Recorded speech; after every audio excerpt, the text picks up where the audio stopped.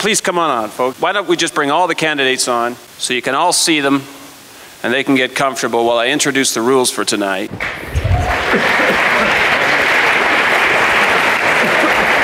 There was no assigned seating tonight. Apparently that was by design. Questions for tonight's forum have been sourced from Calgarians at large. I like this because these aren't media type questions. These are the questions apparently that people are really interested in having answered. More than 170 questions were submitted by close to 800 Calgarians, who then voted over 4,000 times for which questions they thought were most important. Each candidate will be asked 4 questions this evening and will be provided 1 minute and 30 seconds to respond. The rules are going to sound a little convoluted, as they were just explained to us in the back. But trust me, this is what's going to make it fun this evening. 2 candidates will be asked to respond to each question. The candidates that will be asked to respond to each question have been randomly drawn. Once the 2 drawn candidates have answered the question, I'll ask the rest of the group, does anyone want to respond? They all have poker chips.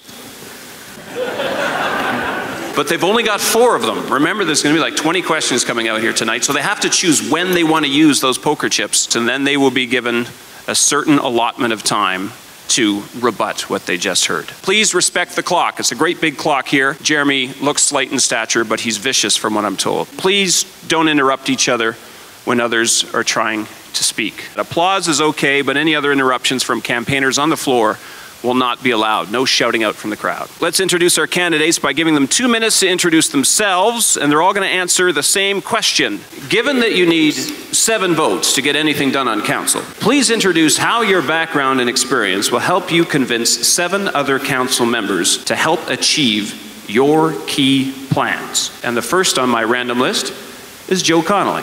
Thank you very much, David, and thank you for being here tonight, ladies and gentlemen. When I came in through the west side here, I noticed a huge lineup, and I was greatly encouraged that we're going to have all these people here. And then I realized they were going to Denny's Den. But thank you for being here. We still have a great turnout. It's a very good question, because what you're talking about is real leadership. How you can work with a team and put them together. And although I've only been on council for 3 years, I've had some tremendous results. We've got $1 billion worth of infrastructure coming to Ward 6. That includes the west leg of the LRT. It includes $60 million for the trench on 17th Avenue, and some of the people in the audience know about that. $10 million for the Signal Hill Library, $8 million for the West Side Rec Center, a new library on the way, a new fire station. And you know what? Some people up here are going to tell you that council's broken. But you would never get those results if council was broken. You get those results by talking to your peers and convincing them that this is right not only for your ward, but it's also right for the entire city. So that's how it works, ladies and gentlemen. 25 years of business experience has taught me how to do that. It's through negotiation, and it's through working together with a team. I've worked with teams my entire life, and that's what I want to do when I get to City Hall. Imagine the results I can get for this great city when I start negotiating with the province and the feds to build this city and make it better for everyone. Thank you very much. Thank you for being here tonight. I'm Joe Connolly, joeformayor.ca. Thank you.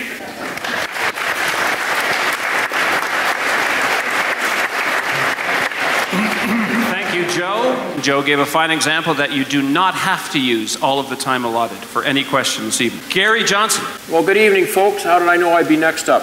Thanks, Joe. That was a hard act to follow. I want to say that I've come from British Columbia. I am a union worker for, I go back to 1964. I'm a blue-collar worker, retired from CP Rail for 32 years. What I have to offer to be your mayor is my intelligence. I am legally blind, but since I've been blinded since last September, folks, I can see things a little clearer than most people think a blind person can see. I'm a little nervous up here like a lot of newcomers, but you learn as you go. I'm 63 years old, I have 8 grandchildren. I'm happy in life, I accepted what I have, and I'm moving on, and what I think I can do for you is what I will show you if I get elected as your mayor. Thank you very much.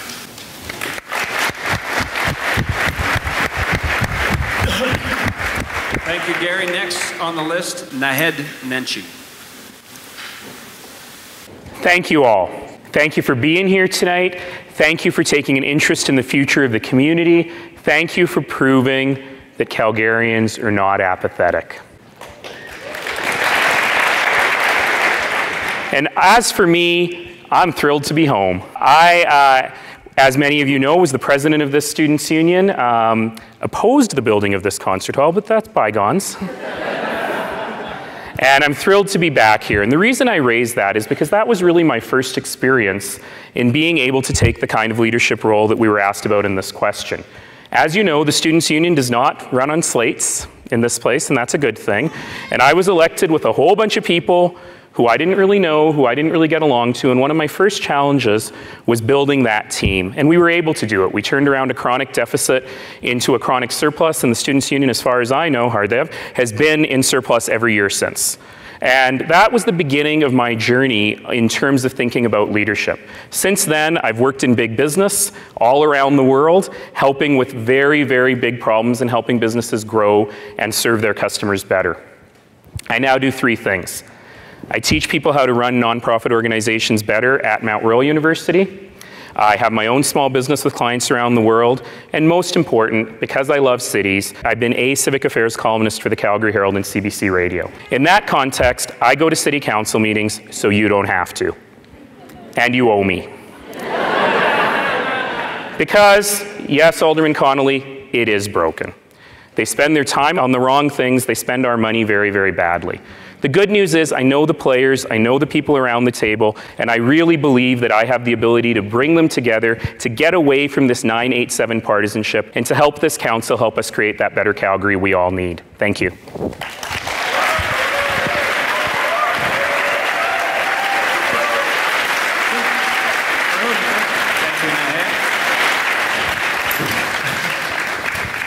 Do you really want to rebut now? I'll rebut right now. This is something new. I went to the university. Ladies and gentlemen, I went to the University of Calgary. I went here a long time ago, back before Scurfield Hall or anything else. But what I want you to focus on is results. A lot of people up here are going to do a lot of talking, and there's going to be a lot of promises. But I want to hear the results. You know, I studied a bunch of the websites last night, and I couldn't find any results. And Peter Drucker, the famous management guru, will tell you one thing. Leadership is about results, nothing else. It's about results. So I challenge everybody up here to talk about the results tonight. Don't talk about policy. Don't talk about boards you sat on. Talk about results that you did for the city of Calgary. That's what's important, and that's what Calgarians have told me. Thank you for the opportunity to rebut. It's my home too, pal. The ante is 1 chip. Oscar Fetched. Your turn. The reason I'm running for mayoral candidate is I've been going to City Hall for 20 years, and they kicked me out of City Hall, the mayor and aldermen, because I asked too many questions. Can you believe it? It's insane. We're supposed to have a democracy. It's a dictatorship. It is. I lived in Calgary since 1952. I had my own business since 1961. I've got 3 daughters, 4 grandkids. I traveled to over 40 countries, and it's very interesting. When you run your own business, you must be accountable, otherwise you go broke. City Hall doesn't care. They just tax you to death.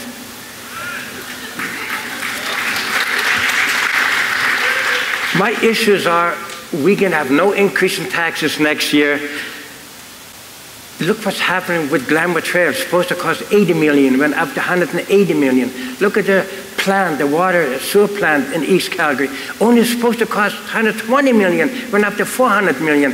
And Max is making $500 million a year. They only give the taxpayers $60 million. What is this? I call it almost corruption. Look at the 3 hotels that the city bought. They were only worth $2 million each. Each got $10 million. Wouldn't you call that corruption? What's going on at City Hall? That's why they kicked me out. And they fired the auditor. She was going to come up with something that is real. They couldn't take it. Well, that's why they kicked me out. If you vote for Oscar Feck, you will see nothing but a change, honesty, truth, justice, fairness. And I mean it. We're going to have 1 public meeting every year. Any taxpayer can ask me any questions that they want, right from the floor, not from a piece of paper. What is this? This is supposed to be open. All time, Oscar.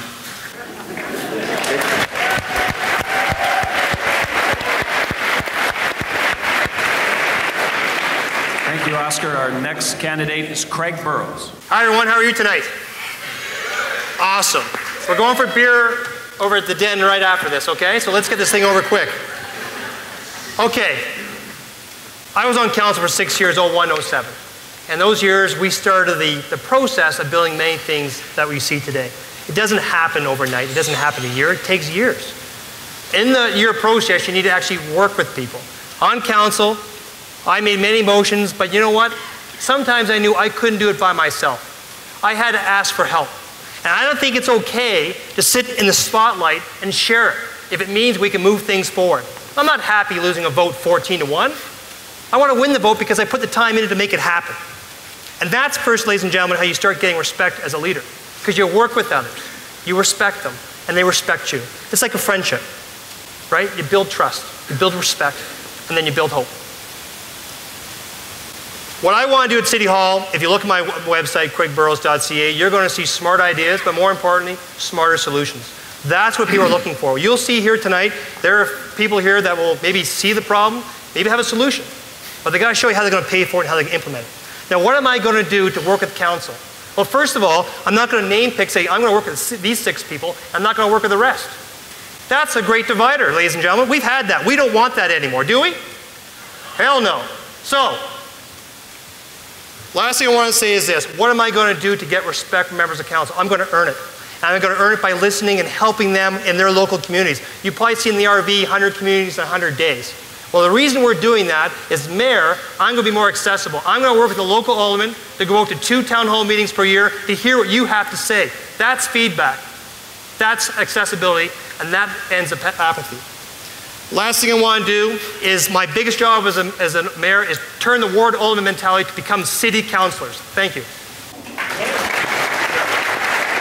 I believe in that. Wayne Stewart. Thank you. Am I projecting? I am now. I was going to say, as I start, Joe, you may want to get another chip out. Ready to throw. I want to talk, but I do want to talk about results. I've been building teams for my whole career. And I want to tell you just 2 examples of teams that I built. I worked in the private sector with Shell Canada for 27 years.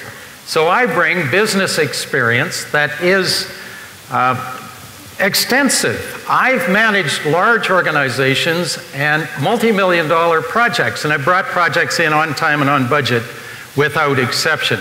But 2 examples of teams that I've built of people who didn't agree, just like the current council, people who didn't agree, and sometimes people who didn't like each other.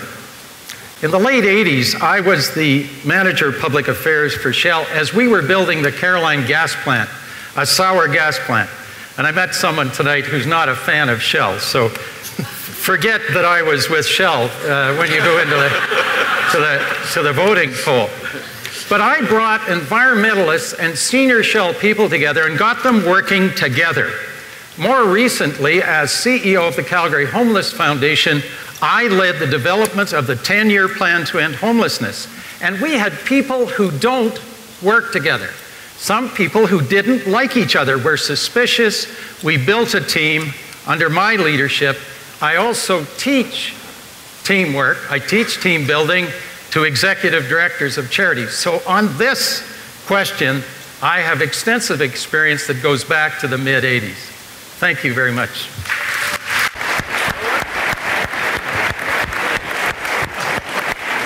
Our next candidate is Barb Higgins. Go global. It's fine now. Can you hear me? I can just start talking. No, it's not on. There it is. Okay. I think this is the most important question of this election. You are asking if the next mayor of Calgary can work with people. That's what this question is about. It's not about can you work with 7 other people. It's can you work with people. And this is exactly where track record has to come in. You can't say, well, if I'm mayor, then I'm going to start getting along with people.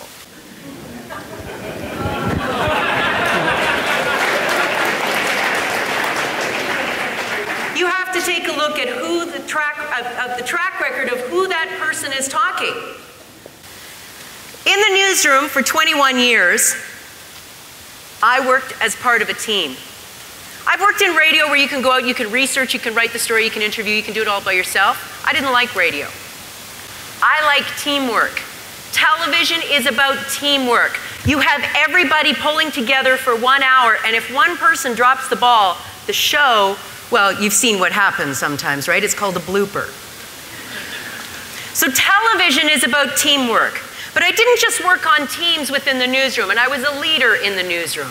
My goal, personally, was always to get the best out of the people I was working with the reporters, to get the best show on the air. But also, I took my leadership out into the community, and I started to list all of the organizations I've worked with in Calgary. I got up to about 150, and I stopped. 150 agencies that I've worked with as a member of a team in this community. But it doesn't stop there, because I also work with the public in general. I have been a member of this community as a leader and as a participant, as a volunteer, as a member of the Calgary team for 21 years. Thank you.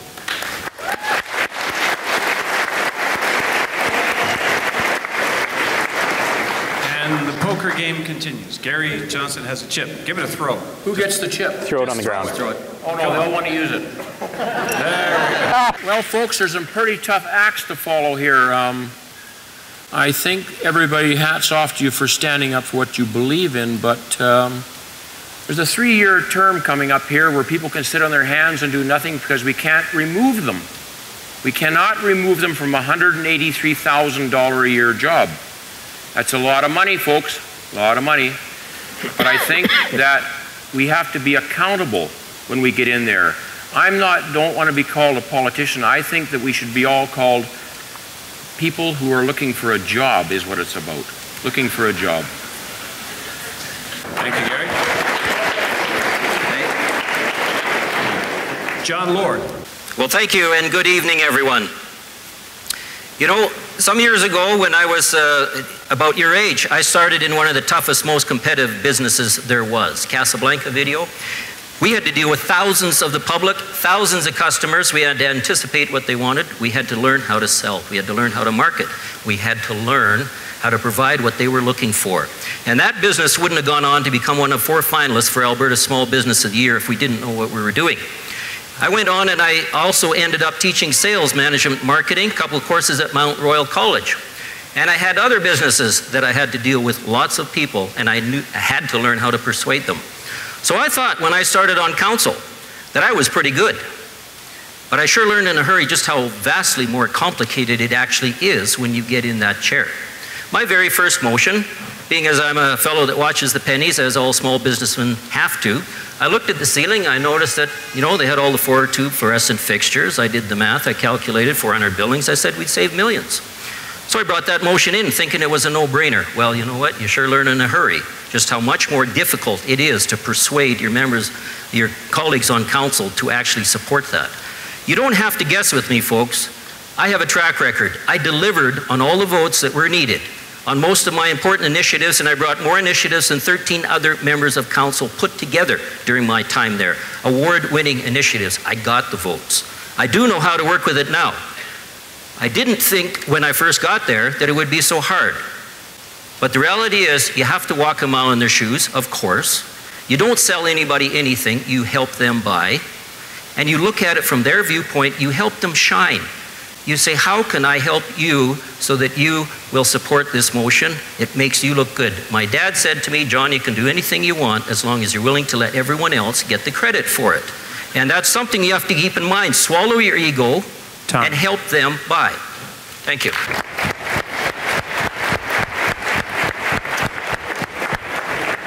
Bob Hawksworth. Good evening, ladies and gentlemen.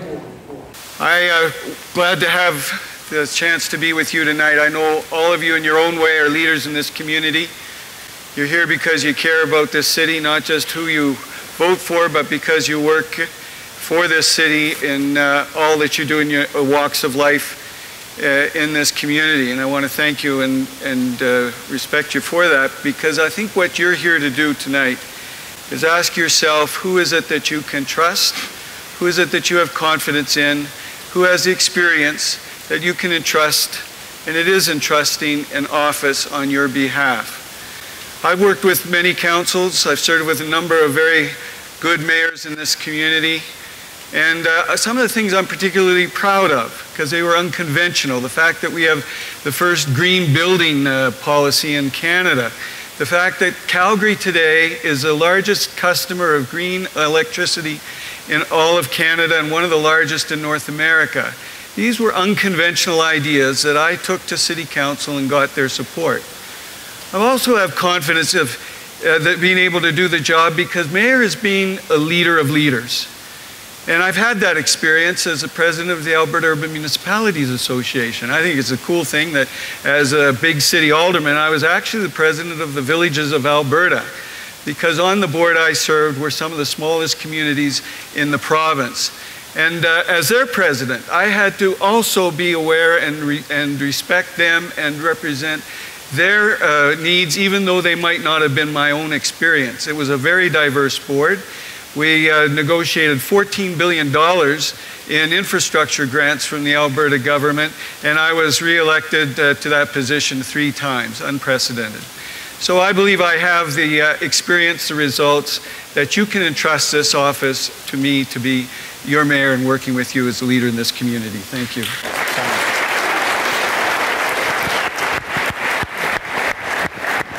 Rick McIver. Good evening. Thank you for, oops. Can you hear me? Okay, there we are. Thank you for being here. And you know what, this is a great question.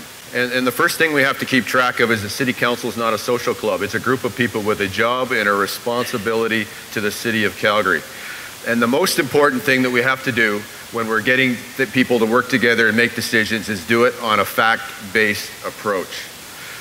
That's how you get things done. And the other thing is too, by building trust. And you build trust by dealing with those facts. Sharing those facts. That's why accountability is so important, and that's why transparency is so important, because along with working with council, it's working with 1 million Calgarians and sharing those facts and ideas.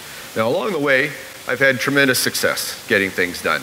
I can tell you I share this with Mr. Burrows, where we did the impossible deal, the annexation with Rockyview. When we went to start on that committee, they said could not get done. We got it done. With the police commission, we worked together. We did a number of things. The Chief Hansen, and again, I share that with Mr. Burrows. On City Council, brought forward motions for the festivals and events policy for council, moving water meters forward, extending the lease at Rage City. Wasn't quite as successful with the Calatrava Bridge, which is why I think I said I have more confidence with people that were against the Calatrava Bridge, because I think that's something. But I worked with everybody. I've supported motions from everybody on council and will continue to. And the other thing is about sharing credit. Jim Stevenson has led council's battle for the airport tunnel, and I've never tried to step in front of him on that. I hear Alderman Connolly talking about all his accomplishments. Yeah, well, they were council's accomplishments, and I'm glad to share them with him. And the things that I just told you that I led, that was all of council. It was all of council. We don't always have to agree, but what's important is not to marginalize those that disagree, and I will do that as I lead the city. Thank you. Craig Burrows has tossed a chip. Well, I worked with Rick for 6 years, and what got me frustrated was that we'd all worked through a city process to bring services like rec centers, LRT, more police. But you know what? When it came time for the vote, he wasn't there. He voted 9 years against every single budget. Every single budget, people. He wants a 4% tax increase. Alderman McIver, running for alderman, would say no against that because it's actually above the rate of inflation. But as mayor, he's changed. Roadblock to Jim Stevenson. He actually voted against the tunnel. So now he's back, he's supporting the tunnel. That's the flip-flop. The reality is, Rick McIver is the guy that you take for dinner, and he turns around and says, look, I'm going to go and get my wallet, be right back. And he doesn't show up. He takes off. Oh.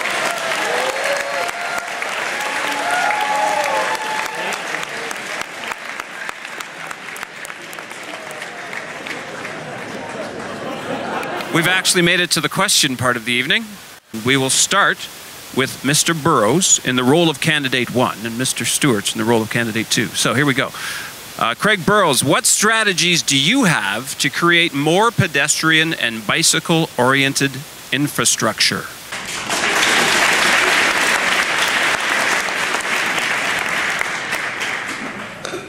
It's a good question. Obviously, people here, how many people use their bicycle? Okay. How many would use more if you actually felt safer? Yes, right, of course. Well, the reality is, one thing I want to do is, here's a strange thing. I don't know if you guys know this, but we have snow. Do you know that? Yeah, snow. It's the white stuff. But council thinks the way you do it is you all get together, light some candles, and pray for Chinook. We're going to do better than that, ladies and gentlemen. We're going to do better than that.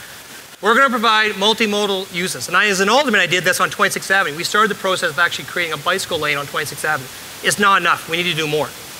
So those are things I want to do. But the other thing is, too, is this. When we get around this city as we grow, especially with technology, how many people find it more and more that you work out of your home?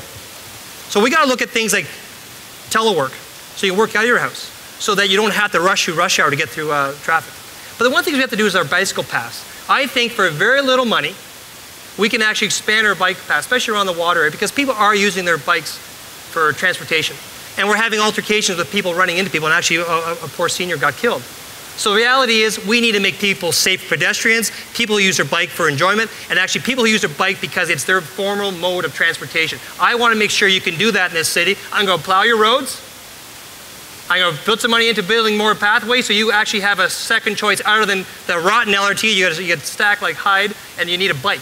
Or sorry, you need a car. So we're going to end time.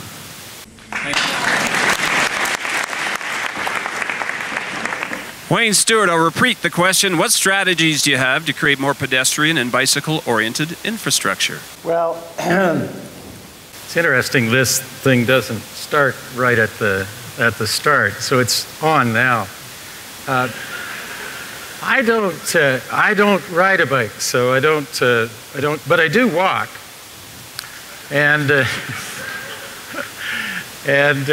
so my focus will be on both, but in particular on pedestrian pathways. So I too will enhance the pathway system. One of the concerns I hear from bike riders too is that the speed limit doesn't allow you to get to work on time. So we've got to make provision for that.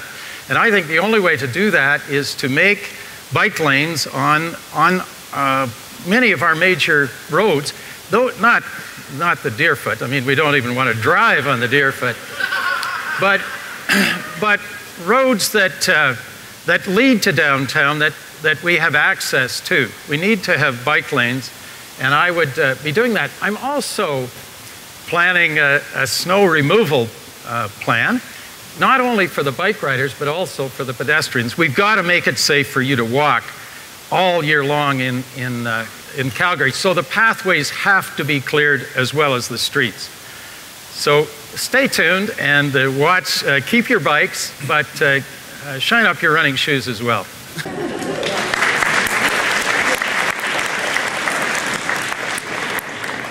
Barb Higgins throws in a chip. Oh, don't lose another one. Oh.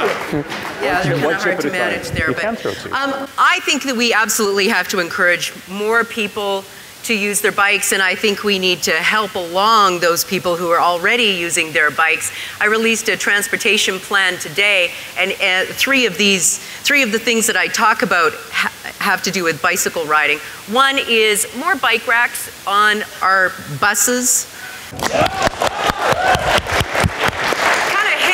Right now, whether you're actually going to get a rack. I think we need to clearly mark our bike lanes. My campaign office is on 10th Ave, and they've got, I mean, if the road is this wide, the bicycle picture is right about here, kind of in the middle. There's no line. I'm not quite sure what that means. We were joking. Does that mean that's where a bicycle? Oh, no. Where a cyclist was hit? Let's mark the lines. Off your bicycle. Sorry. You only get a second to breathe. If there are no more chips, then we will go to the next question, which will be answered first by Barb Higgins and second by Naheed Nenshi. Does the city have a responsibility to play a role in preserving heritage sites? And if so, What role? I do think the city has a role to play, and this is kind of personal for me because I live in a heritage site. I live in a building, I'm not going to say where because, you know, don't want anybody knocking on my door at 3 a.m. Hey, come on, let's party! Not that I wouldn't mind, but I live in a heritage site. And so I think it's really important that we preserve our buildings. The only unfortunate thing is that, you know, the province and the feds have a lot of rules around this. So I'm not going to advocate the city buying up buildings and holding on to them and trying to sell them, and I'm not going to advocate that. But I do think that the city has a role to play in working with business in making it easier for businesses to come in, like we're seeing on Stephen Avenue. Did you see on Global? That there's a company in Calgary that's working to revitalize along Stephen Avenue, right along Art Central, and it's a spectacular plan. It's really exciting. And so I think the city really does need to make it easy for inner city development, which is where our heritage buildings are. And right now, the city in the planning and development process is making it too difficult for developers in the inner city. There are extra layers that they have to go through as opposed to developers on the outskirts of the city. So the city needs to, for sure, level the playing field. And when it comes to heritage sites, we just need to be, we need to make it very easy for business to protect our heritage sites. One moment, Oscar. Oh. Oscar, you can throw a chip, but you have to wait until Nahed gets a chance to answer. Yeah, you can keep it. Wow. Nahed Ned. You know, I'm super happy to answer this question. As many of you know, we've been really running a campaign of ideas and very, very detailed platform statements, cycling and pedestrian infrastructure, on my website, but this one is not. So I'm thrilled to talk about it. We have to preserve our heritage. That's unquestionable. The real hard part becomes, what happens when the rubber hits the road on these things? You know, we have a very interesting discussion in the city right now over the fate of the Inglewood Brewery.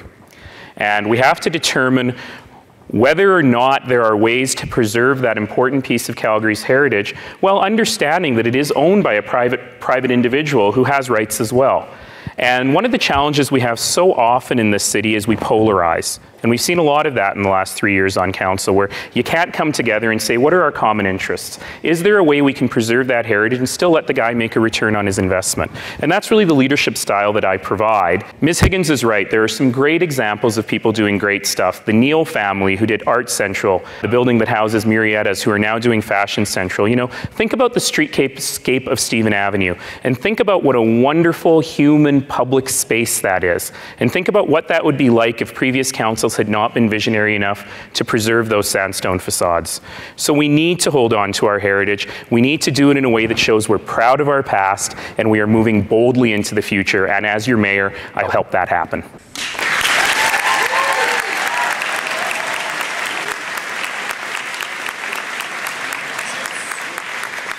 Oscar Fetch throws the first chip for 45 seconds. Like I said, I traveled to over 40 countries. I did some deals in the States also. Memphis, Tennessee, I had some properties down there. The government gave the people some money to renovate them. Here in Calgary, we don't do that. They tore down all the heritage buildings, built this convention center, which is worthless now because that even cost from 30 million went up to 75 million. If you want to build a world-class city, you got to keep the heritage buildings. All the countries kept the heritage buildings, built even France, Germany, Russia, Poland, all over the place. I've been to all these countries. Thank you, Oscar. Great.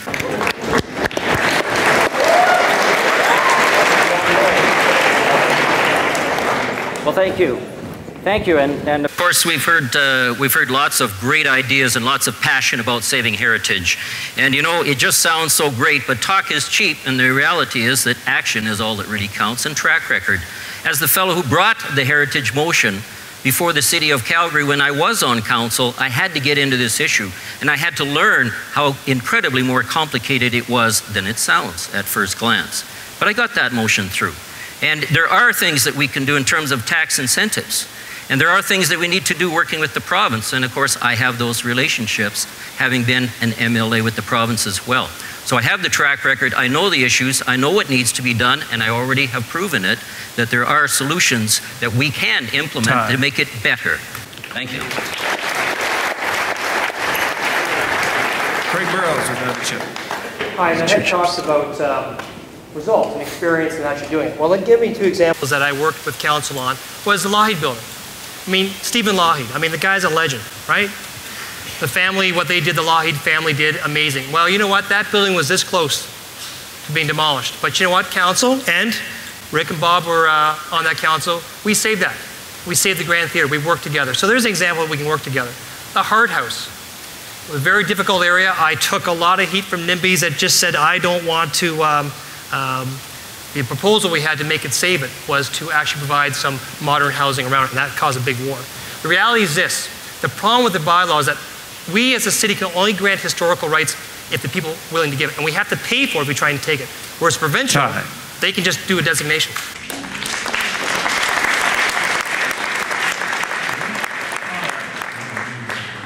Starting with Mr. McIver. How will you make developers of new subdivisions pay the full life cycle costs of their projects?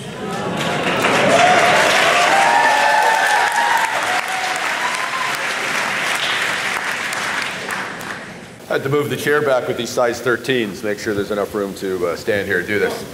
You know what? The trick is to actually cut a deal, negotiate in such a way that the one that benefits from the development pays for the development. And that's based on good research. That's based on good research which counts all the costs and which counts all the income from development. And essentially the way you do that is getting good information with a fact-based approach, bringing people on side, and putting the right level of support in place. And it's important for a number of reasons. It is important that we get it right. It's important that we don't charge too little, or the taxpayers have an obligation later, and it's important that we don't charge too much, or we make housing too unaffordable, and we push people out into other cities, other communities around Calgary. And when that happens, the taxpayers in the city really lose, because most of those people come into the city every day, use our police, fire, clean water, garbage, you know, all the many parks, all the many services that we provide, and leave their tax dollars behind. So it's very important they get it right. It's very important that you have somebody making these important negotiations with a basis of knowledge they can get it right, and that's why experience is important. That's why somebody that's been there and understands the things that will be considered in those calculations are important. And that's why I am the right person, because I have that experience and a track record of knowing these things. Thank you. Gary Johnson. Well, I think he answered it all in a nutshell, folks. I'm new to your city, and I believe that all the money that is used for developers should be everybody should be treated on a level playing field. You can't have one guy, because he's got more money, like building this expensive bridge which nobody wanted, going over to a subdivision which goes to wherever. This city runs, I heard, on $2 billion a year, and they're barely in the black when the end of the year rolls around. So I would like to sit down with these people, and I'd like to see what they have to offer before I make any conclusions, and then let my council people hear what it's about, and we decide on what we've been told. So that's a pretty tough act to follow with Mr. McIver, because he's been an alderman for many, many years. So I will take the job on as they come along, and that's how I will address them. Thank you very much. Thank you, Mr. Johnson. The chips are flying. We'll start with Mr. Hawksworthy. Hit the ground first. I just want to ask a simple, straightforward question. If all your money of campaign donations is coming from the development industry, on whose behalf will you be negotiating a new development agreement?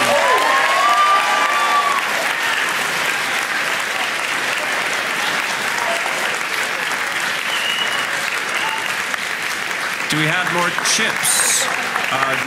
Is that first one to hit the ground, gentlemen? There. Not hit. He wasn't talking about me. You know, I can't disagree with one thing that Alderman McIver said. The philosophy is correct.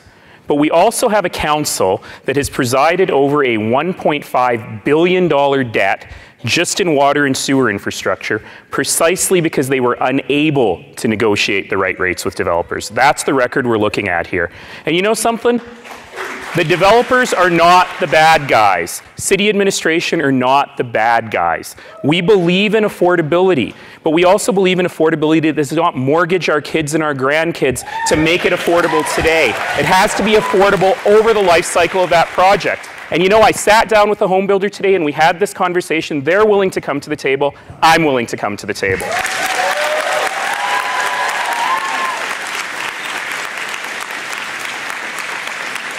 John Lord is in.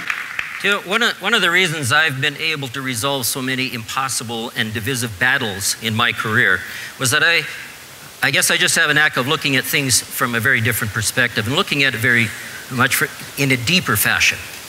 And the question that is before us really is, how are we going to make developers pay more money for their houses because it's not sustainable and they're not paying the full cost of the life cycle and so on. We've heard this over and over. And I says, really, are you sure of that? Is that a fact or is that an assumption? Because first off, most of the taxes collected by the city have been shifted onto the business sector. So houses, whether they're at the edge of the city or inner city or anywhere else, are not paying anywhere near the cost of services that is being delivered to them. So first off, have you actually calculated that into it? And secondly, that's time. Oh, okay.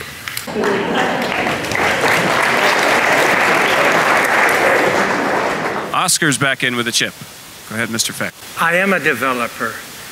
The city of Calgary, I did some development in the States also, but what I'm saying is the city of Calgary is levying us to death. The developers are paying way too much. That's why we have so high inflation here in Calgary. Lots are costing $150,000 to $200,000. Lots in the U.S. only cost $40,000, $50,000. This is all fabricated, all to get reelected the next year. Look at the airport trail. Same thing.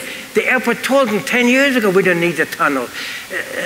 You know, I can go on and on, but the whole problem is we have no accountability at City Hall. They fabricate everything. Like I mentioned earlier about the 3 hotels, Glenmore Trail, the plant. What's going on here? Let's get back to reality. Next question. Can I use another chip? Yes, you can. He's all in. This is such a complicated issue. It's really hard to explain in such a short time. But the reality is, when you ask, how are they going to raise the cost against the development community? What do you think the development community is going to do to you? They just raise the price of the house that you're going to be looking at.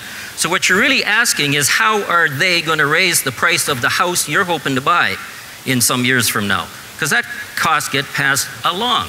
So first off, you have to really examine the assumptions. Are they not paying the full cost of the life cycle? Secondly, do you really want them raising the price of the house that you're going to try and buy in a few years from now?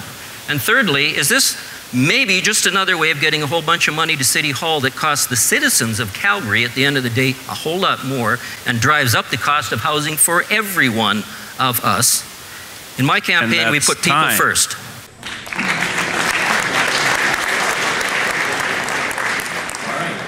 No more chips. Good. Oh, I shouldn't say good. All right, let's move on then. That sounds better. To our next question, candidate 1 is Oscar Feck. Candidate 2 is John Lord. These are random. What have you done to address homelessness and urban poverty in Calgary? I've been to so many meetings about the homelessness. The city of Calgary has 15,000, 20,000 homes, condos, apartments, trailer courts. I told them to give up 3,000. They wouldn't do it. We would have had the problem solved overnight. Wayne Stewart was the chair of the homeless. I spoke at these meetings. It goes one ear and out the other. What I'm going to do is give up some of the homes that the city of Calgary owns and create a funding that they will survive on the meager income that they're receiving now. We have over 100 agencies in Calgary. They get hundreds of millions of dollars and they only give 10% what they receive. Only 10% goes to help the poor, the homeless.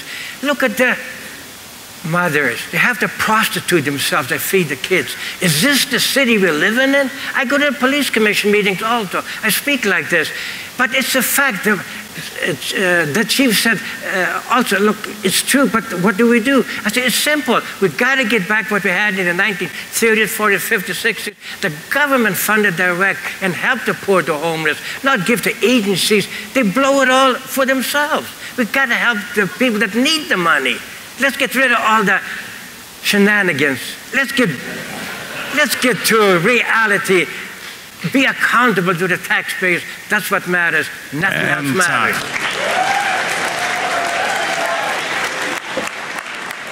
John Lord. Poverty and homelessness is such a waste of people, and what a sin it is. In 1985, Joe Edison came to me. He's the founder of the Calgary Food Bank. He said, John, we need to find ways that are more sustainable. We've got to get people jobs. We want to start a job bank. And I said, no, I think what we got to do is train people how to be able to stand on their own 2 feet. So I drew up the business plans, and we started what was called the World Job and Food Bank. And today that organization worldwide has done 57 projects in 17 countries, delivered 3 million loaves of bread to Kosovo refugees, built 2 schools in rural China, and delivered 1 million bag lunches to hungry street kids here downtown, among many other things. I said, so I've been around this issue forever. What I thought about back then was teach a man how to fish, you feed him for a day. Sorry, feed a man a fish, you feed him for a day. Teach him how, you feed him for a lifetime. So that concept is what we started with, but homelessness is such a bigger issue. I served 2 years on the Homeless Foundation. I realized that affordability was an issue, so I set out to legalize basement suites 15 years ago. It was a lonely crusade for a long, long time. But fortunately, when I became an MLA with the province, I managed to get a committee. We put it together, we traveled the province, and we got basement suites legalized across the province, just not in Calgary yet. So I also went and stayed in a homeless shelter in disguise on numerous occasions out on the street, so I knew what I was talking about. This is a serious issue. I have a great track record at it. I don't have to talk about what I'm going to do.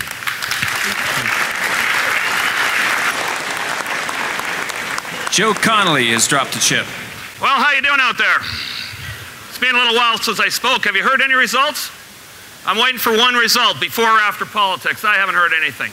But I'll give you a result on this front. I'll talk to you about homelessness. I opened a seniors affordable housing in Glamorgan. I opened a women's emergency shelter in Westgate. And I'll tell you quickly about the Summit of Montreal. It's at the end of 17th Avenue, when I went toe-to-toe with a room like this, and I told them there's right and there's wrong and nothing in between, and I voted for this, and we'll move ahead for it. Guess who lives there today? Teachers, firemen, nurses, because I believe in the courage of my conviction. And if we're going to solve this homeless crisis that we have, every community has to come to the table. Every ward has to be a part of the solution. I'm about results, ladies and gentlemen. Check the record.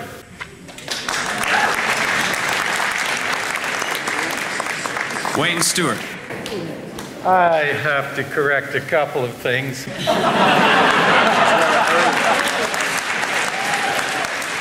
One of them is, when Oscar said something to me, it didn't go in one ear and out the other, because I got some stuff in between those ears. The other is, results on homelessness really started to take place when we got community leaders together. It wasn't council that started the process. It was a bunch of community leaders from all parts of the community that got together and developed a 10-year plan. And if that's not a result, watch what's happening as that plan... Looking for one. A reminder to candidates to let them finish, please, before you comment. Thanks, Joe. Give more 10 more seconds. I think we'll do another 10 seconds if we can. Sorry about the interruption. Well, I'm not going to respond to this nonsense over here. Look at what's happening as that plan is implemented. The Inglewood project, over 200 families housed, 60 chronically homeless housed, 1,200 people housed in 2 years.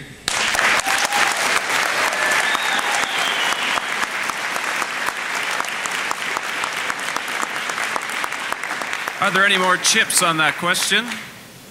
All right, let's move to the next question. Candidate 1 will be Bob Hawksworth, responding first. The second will be Joe Connolly. Here's the question.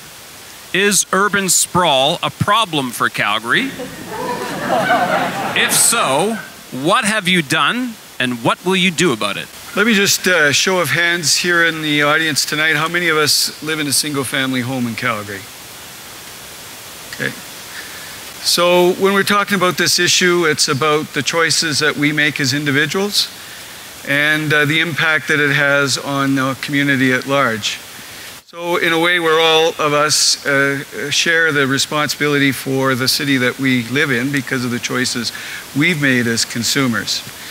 I support Planet because it gives us the vision of where we do need to go. And I'm firmly committed to that plan and implementing it, which is why the #1 transportation priority for this city has to be getting on with the Southeast LRT, because land use is not going to be successful and we won't stop sprawl unless we put in place the transportation system that will make a higher density living work. The two go hand in hand. And let's not get diverted off to some low priority transportation issue up in the Northeast under an airport runway when we really need to get on with the top priority for our city, which is Southeast LRT. And that's, to my way of thinking, when you have a plan, you got to implement it. So let's make sure we get our priorities straight so we get in the direction we need to go. So can I see a show of hands again? How many people live in a single family house? Do you like living in the house? How's that going for you? Do you want to move to something smaller? The reality is, ladies and gentlemen, the developers are building more dense communities than ever before, especially on the edges of the city. But what it has to be is about a balance, because we don't live in Cuba, we live in Canada, and choice drives all decisions in Canada. The home of the free, remember that? Okay? The challenge that we have is that if you build all these multifamily units and nobody buys them, what do you do then? It affects the economy. Calgary is the economic engine of Alberta, and Alberta drove the country's economy for many years. That's the truth. So you need to be careful, and it's about a balance. That's what it's about. You can't put density willy-nilly all over the city. And I've actually supported density, but I've always said selected density. Density around transit stations, density around the university, and density around Mount Royal College. I have a secondary suite behind me, on the other side, and across from me, and it's no big deal. It works, but it works because the community supports it. And that's what I'm about. The community decides, not council, because I think Calgarians know what's best for their community, for their city, and for their future. And you may not like what I'm saying, but it's the reality of economics. What the city of Calgary's done is they've raised the price of land by restricting the supply, and that's why it's so expensive. And it should concern you, because in 2009, more people left this great city than moved here. Thank you. First chip to hit the ground was Barb Higgins. I think we do have an issue of urban sprawl. If we continue growing the way we are, we know we have to grow up. We can't do it overnight. I support Planet. We have to work with developers. And someone said it earlier tonight, I think it was Mr. Nenshi, that the developers are ready to work. They know they have to change the way they're operating. And I'm going to add something. I had a conversation with the Chamber of Commerce, and they said that we're losing business to Vancouver and to Toronto. Well, developers would say we're losing business because we're not building single-family homes with great big yards. But people don't move to Vancouver or Toronto. That's a good point. Because they're looking for single-family homes. So let's look at the whole picture. Any more chips on this question? Throw it. First one hits the ground, gets to go. There we go. John Bone. Urban sprawl is an issue that has divided this city. Planet says we have to build up. Developers are insisting we build out because that's what the market wants, and you have an either-or situation. And I say if you really want to solve difficult issues like this, you have to take the word or out of there and put in the word and. And that unleashes creativity, because instead of people bashing each other and spending time and effort doing that, they start thinking creativity, starting innovation of how we can maybe achieve the best of both. And that's what I see. Urban sprawl is really a desire of the people to own their own piece of land, to return to the land, as I put it, the countryside we used to live in before the Industrial Revolution caused everybody to move to where they could walk to the factory. It says we can have both. And people want both. And that's what we need to be creative about. Craig Burrows. Okay, one result. All right, so Westgate Hotel, we turned that into the Bravo project, so we actually built downtown core condos in suburbia. Why did we do that? Because I was one of the guys working with the council to get the LRT to the Westbrook, okay? I will stop there. I will let Joe, Bob, and Rick take credit for going all the way up the hill to Westbrook, or West Side, for $800 million. Bob talks about the Southeast LRT. Why wouldn't, if you look at priorities, why wouldn't you take the LRT to Mount Royal University versus up the side of the hill? Why wouldn't you take the LRT to the airport? Because Barb talks about Vancouver and Toronto. Guess what they have? An LRT to the airport. That's how we build a city. That's what I'll do as mayor. And time. Are there any more chips on this question? Thus endeth round one. Congratulations, candidates. Now we're going to move to the lightning round. Affectionately called the lightning round. So you can put your coins away because you can't use them. 5 candidates will be asked each question. They will have 20 seconds to answer the yes/no question and provide some quick background on why they answered yes or no. Do you support a long-term lease for Race City as a track and advanced driving facility in Calgary?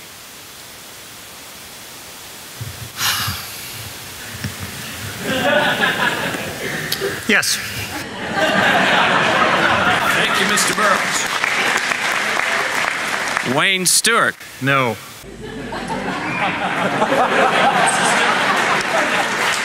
This is going very well. Barb Higgins. Yes, I do, because I believe that a lot of people are staying out of trouble out there. And we're going to push Race City Speedway out of its lease simply because we want to make room for a stormwater sewage system, for basically for landfill. We'll stop there. Thank you. So, Nahid Nenshi, the clock has started. I don't know. I'm not in favor of a $3 million Rick McIver subsidy to one private business. However,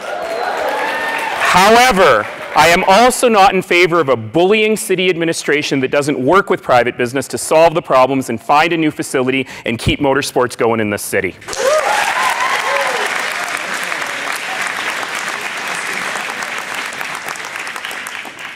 But should have a longer lease. Rick McIver used it for his own political ploy for the future. That's why he did it. Rick McIver, when he sat at the Housing Committee meeting, can you believe it? I walked in, there was no sign out, we're on camera. I hardly walk in, he grabs me and pushes me. Can you believe that? Time. Your time's up, Oscar. Oscar, please be seated. Thank you very much. Great. All right, that was lightning round one. Let's do another one. That was kind of fun. Remember, all of these questions came from the CivicCamp poll. The question: do you support urban farming, including urban chickens? John Lord. I don't support chickens inside the city limits, but as I mentioned earlier, people want to return to the land that we used to live in, and they can raise chickens out there if they want to. I think really that this is all possible if we get our heads past this. Either it's up or it's out. Thank you. Rick McIver. Let me think about this. I support community gardens. The first one, one of the first ones, if not the first one that was put in under the city council was in Willow Ridge, and I fought for that. Urban chickens, no way, no chance, no thank you.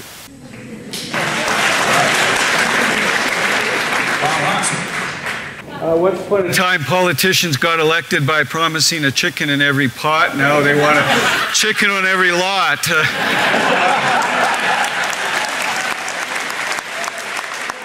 I supported the pilot project to get some of those evidence-based results that Rick McIver's been talking about. I supported the pilot project. He didn't. All right, Joe Connolly. Thank you very much, David. I support community gardens. They're a great way to bring people together. They're great for the community. As for urban chickens, I think they're great on the barbecue with teriyaki and a little peanut sauce on the side. Not into it. There's too much tension between the neighbors when that happens. If you want to raise chickens, you can go out to Springbank or some other area. Sorry. My apologies to Gary Johnson. I skipped you. I say no. Let's leave it out to the farmers, and they can bring the chickens to town and sell them to us, and the eggs. Thank you very much, Mr. Johnson. And that ends the lightning round. Now let's go to round 2. This is not a lightning round. You can use your chips. This is going to be for Wayne Stewart and for Barb Higgins. Would you extend the city's recycling plan to include apartment buildings and/or organics? If so, why? If not, why not? Well, the answer is yes. I was hoping I'd get the urban chicken question because I'm an old farm boy and I don't know what an urban chicken is like. I know what farm chickens are like. But the answer to this question is yes. I would extend the Blue Box program beyond single-family homes, and I would investigate the potential for composting and introduce whatever is reasonable. And the reasons, I think, are obvious. We need to protect the environment. I've been an environmentalist for most of my life. We need to do whatever we can to steward the resources of our planet in the best way possible and reduce the impact on landfills. So I think it's just so obvious that the answer to both those questions is yes.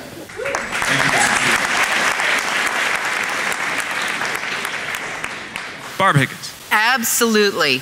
I know some people like to say that I haven't released any platform, but this was actually one of the first pieces of platform that I announced weeks and weeks and weeks ago, because we know better.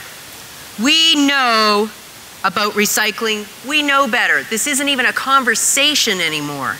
And yet we have 93,000 apartments, condos, and townhouses in Calgary that do not have Blue Box recycling. I'm one of them, and I want my recycling.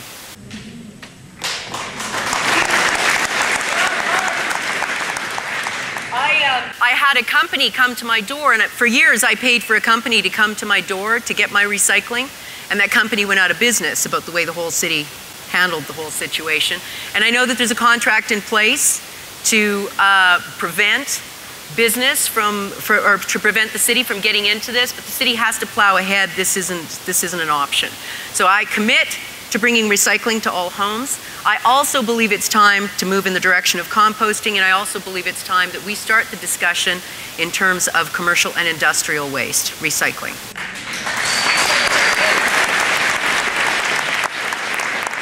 We're behind on this issue, and we need to catapult ourselves ahead.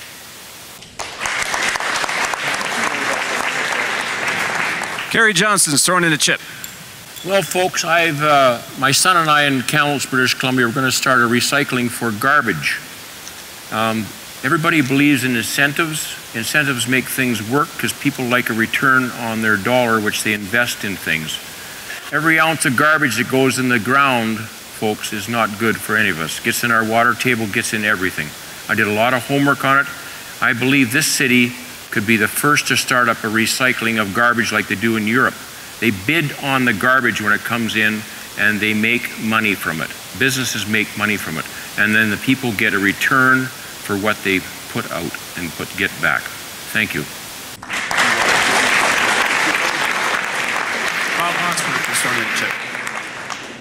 Let's just remember where this Blue Box program came from. There were 8 members of City Council that supported the Blue Box program because it was the right priority for Calgary. I was one of them.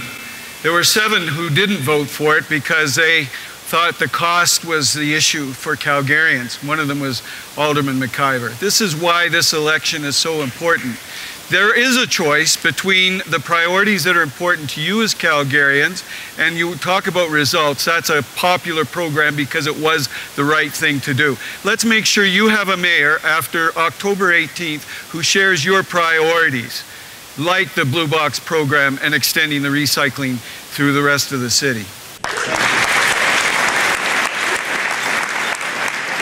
Rick McIver's in the game. The blue box recycling works really well, but it's also the most expensive it could possibly be. I want a responsible one. That would leave us more money to do the organics, to do the restaurant garbage, to do the other things that Ms. Higgins rightly said we need to do. Alderman Hawksworth wants everything to be the most expensive, including a chicken pilot project that wasn't needed because we weren't going to do it. And I have to say there was no $3 million subsidy to Race City. It was actually zero.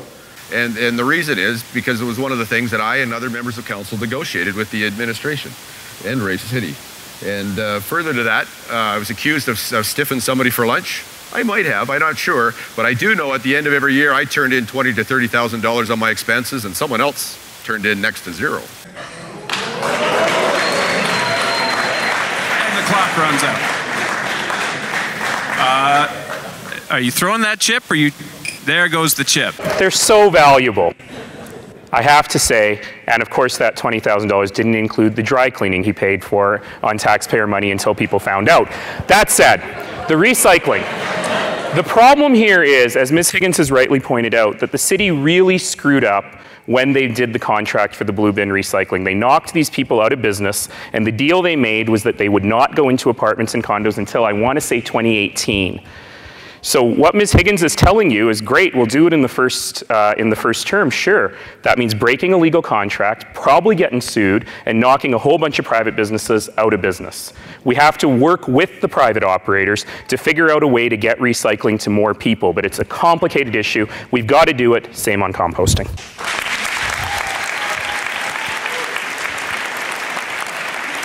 Is it 2018? Time to move to the next question. This will be for Naheed Nenshi and Oscar Feck. What will you do to help the province and city work together on the current Southeast Ring Road plan? I saw that question, and I think the question is actually the Southwest Ring Road plan, because the Southeast one's done. It's getting built. It's done. That would make more sense. No, it's 22X in the Cloud Trail. We're going to go to the floor to clarify the question. I'll answer the Southwest question, because that's the one that I get every day, okay? And I've taken some flack for this. You know, there's Plan A, go through the Sutina Reserve. They said no last time. We should still negotiate with them. They got a new council coming. We should try to broker that. Plan B, going up 37th Street through the Weaselhead and through the community of Lakeview, knocking down 500 to 700 homes, cannot happen. This is not the 1950s. This is not urban planning that values interchanges over community and roads over people. The fact of the matter is that 90% of the traffic on that Southwest Ring Road is not highway traffic. It's local commuter traffic to get people moving in Southwest Calgary. We're solving a local commuter problem with a highway solution. It's not going to work. We'll spend $1 billion and knock down 700 homes to get people out of congestion on 14th Street onto congestion on Crowchild Trail.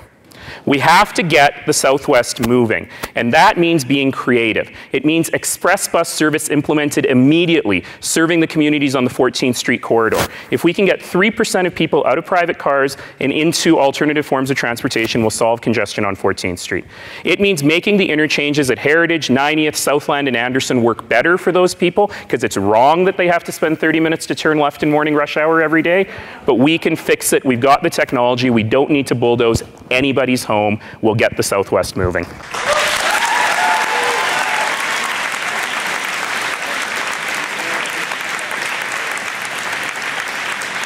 Oscar, you're next. I'm just going to clarify, because I checked with the ringmaster in the back, who says that actually the question is the Southeast Ring Road plan. Sorry. I believe that most people voted for it because they thought the question meant the Southwest Ring Road plan. So I'm going to say, answer whichever you prefer. Anyway, the Southwest, that was all planned for political gain with the China Nation, with the province and the mayor and the aldermen, all to build themselves up.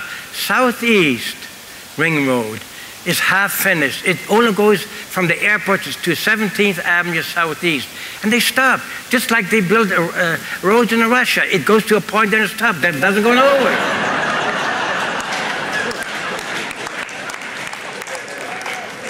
What's going on here? Of course, Nancy is right. He's a teacher. That's all he is. I'm not knocking him, but he's a teacher, And he doesn't know what's going on at City Hall. Just in the last little while he came to council because he wants to be known. He's been at city council all the time, just in the last little while. Can you believe it?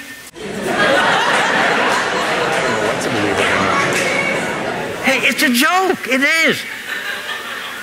He should have been there like me for 20 years. I know what's going on. That's why they kicked me out. They don't want to hear from me. It's insane. This is a great night. You want the man to run the city? Vote for Oscar. He's accountable. He's going to have it straightened out the first day he gets in, trying to get it straightened out very quickly. Thank you very much. Thank you, Mr.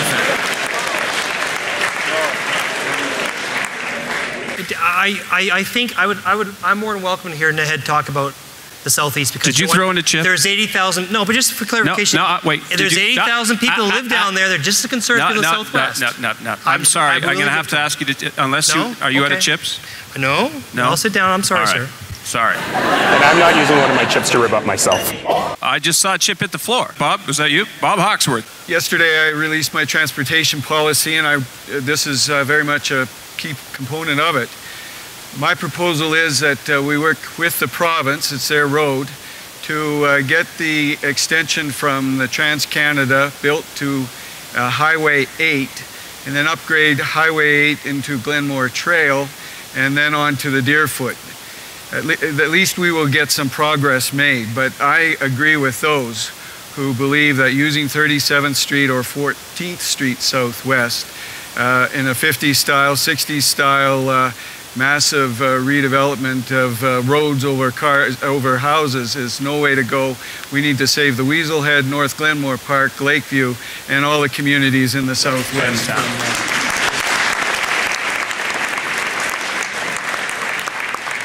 Mr. Johnson, I'm sorry, did you want to get in on this? I was going to lend a chip to my... Nope. I'm afraid there's no chips asked for or received. John Lord first, and Rick McIver second. Do you support legalization of secondary suites in all existing neighborhoods? If so, why? If not, why not? Well, thank you. Actually, one of my favorite subjects, of course. When I started this crusade to get basement suites legalized, it was clearly a very hot potato politically. People were very opposed because of parking, because of many concerns, and I pointed out to them that I felt that if we did legalize basement suites, in fact, it would address all those concerns. And that was the experience in other jurisdictions, so we didn't even have to theorize, we could prove it. But nonetheless, could not get support for that in the 90s when it was so badly needed, because I knew that we had a lot of teenagers out there that are soon going to be moving out, and they're going to be needing affordable housing. We also had a lot of seniors that I knew were not being able to afford to stay in their house, so it was a win-win for both of them. I really didn't see why the neighbors would be that opposed, but they were. So then when I became the MLA, and by then we were getting into the housing crunch, and now everyone could see there's a big issue and a big problem. So now you're starting to see reports and people spending millions of dollars essentially to, at the end of the day, come to the same conclusion I'd already reached, that we needed to legalize basement suites. We needed to legalize them right across, not in a zoning type manner so that someone on this side of the street would have basement suites and this side would not. Because now you set up division in between neighbors, you set up division across the street, you set people against each other as being second-class citizens. No, we have to do it across the board, period.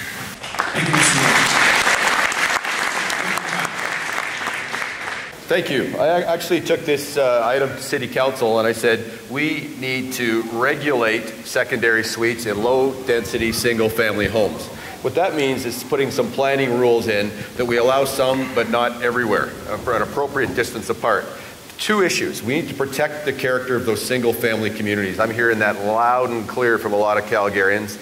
And the other issue, if we do it right, I think there's room in the city for 10 or 15,000 secondary suites, which is more than the homeless people that, and likely enough for all the students, and other people that need affordable housing. And the other thing is, I mean, the students that don't have housing now, but the other thing is we have to have rules around it on parking, safety, and I'll give my opponent here some credit. He would like to change the provincial rules to require ownership of the secondary suite. That's something I think is worth walking down the road with the provincial government on. But full scale in every neighborhood, no. Along with council, I've supported it already, except in low-density single-family homes. I think that's the kind of balance you need. I think you need a mayor that's going to say, you know what is in the best interest of everybody? And you just heard it. Thanks.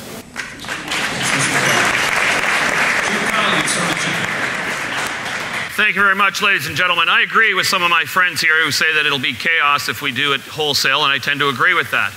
But I told you about results. And I still remember when Hardave and Laurel Weber came to see me and they gave me this document. It's a great document. And they tried to get in front of other council members. Some of them wouldn't see them. Some of them gave them lip service. So then a notice of motion comes forward, July the 19th. Whose name's on the bottom? Joe Connolly.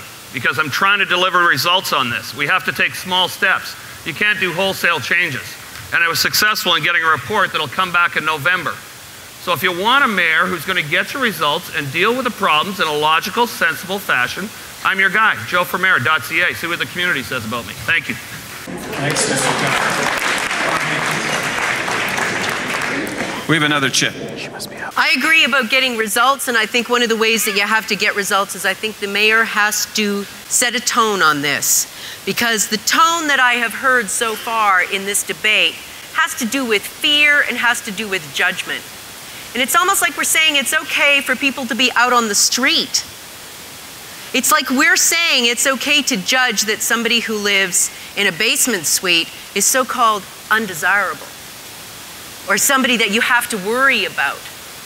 So the council, and not just council, but Calgarians in general, have allowed this tone that it's okay to judge who might live in a basement suite.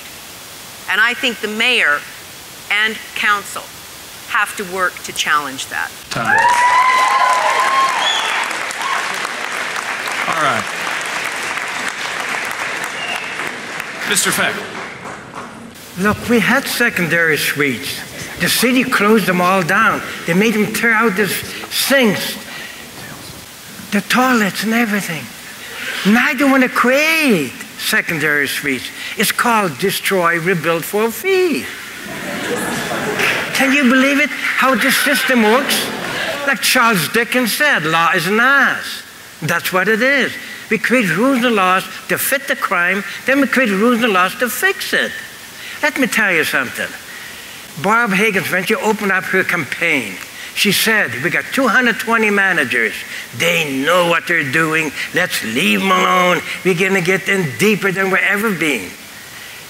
You need a mayor that has knowledge to run the city. Thank you, Mr. Feck. Oh, we do have one more chip for Mr. Burrows. I did, because Oscar was, for about 30 seconds, I was with you. But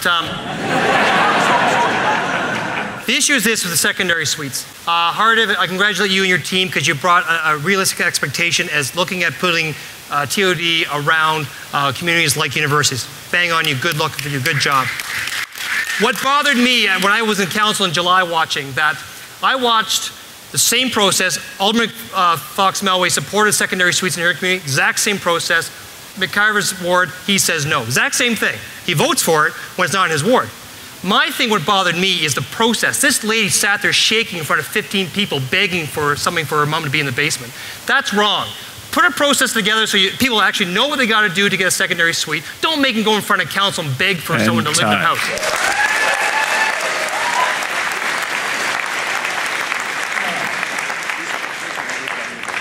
We have one more fun round to go. Please come join us.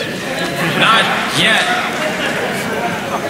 We'll be back in 10 minutes. Thanks very much. Just as we're getting seated, I just want to say one really quick thing, and I want to thank all the candidates who have come here, and I mean that sincerely. It's hard running for politics. You know, people like to make fun of politicians, and we all take the easy jokes when they come, but it takes a lot of guts to actually put your name forward and to stand up and to go through what they're going through. I don't know how many of these candidate forums have gone through. For some, this is their second today. So just a quick round of applause for the candidates.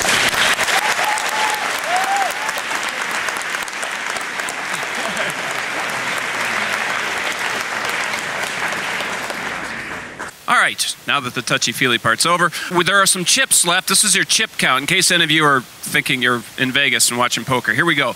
Craig Burrows has used all of his, so has John Lord. Joe Connolly has 1 left, so does Oscar Feck. Let's see, who have we got here? Gary Johnson has 2 left. Wayne Stewart has 3 left. Oh, watch out. And they're growing more valuable as the time goes on. Rick McIver also has 3 left. And Nahed Nenshi has 2. Bob McIver. Wow. I don't know if that's a dream or a nightmare. That'd be an interesting candidate. Bob Hawksworth has 1 left. Did I miss anyone? Barb, how many of you got? Let's see. Barb has 1 left. Mr. Johnston, you will start. Candidates, remember you have 1:30. You do not have to use all of your time. Here we go. Do you support Planet? What will you do to move Planet forward? That did not come from Mr. Johnston. Boy, that's a good one. What would I do to move the planet forward? Well, I'd have to... By that they mean Planet Calgary. The Municipal Development Plan. I can't make you out, it's hard hearing you. By that they mean Planet Calgary. Oh, Bill, I apologize. I'm sorry. Okay. I'm retired railroader, folks. I do not see well, but my hearing is good, but it's a little muffled over here through the system. What I would do, I would build more of infrastructure to go more to make... They talked about having basement suites. Well, I think I'd rather live in a high-rise than in a basement suite. I live in one now. There's nothing wrong with it, but I think I'd like to have a little bit of sunshine and a little bit of view and a little more fresh air. So I think I would support having more infrastructure built up than having it spreading out in our city, because it costs to drive places. When there's functions on, it's usually downtown, and I think it'd be good to put our money and our ideas, what you people would like, also on the mat to find out what you would like. But this city is a very wide city. I thought one day I was going to Winnipeg when I went for a drive across the country. I couldn't believe it. But it's a very nice city. I would support it 190%. And I think that's all I can answer to. Thank you, Mr. Johnson. Bob Hawksworth. Thank you. After the public hearing was over, a 5-day public hearing, this city was pretty divided around plus or favor or not on Planet.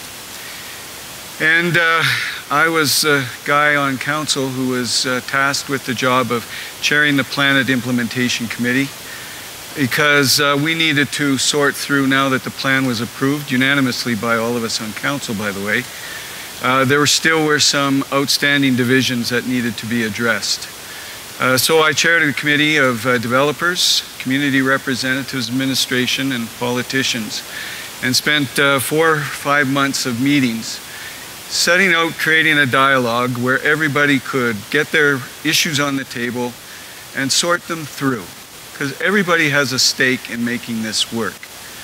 At the end of that work of our committee, there was no publicity given to it, because we had actually, in that dialogue, been able to sort through a lot of the differences of opinion. And to me, that is a central core competency of leadership, is being able to take a divisive community, different points of view, and find common ground. This is a skill that not everyone has, and it's a gift that somehow I've been able to bring to the table. Thank you very much.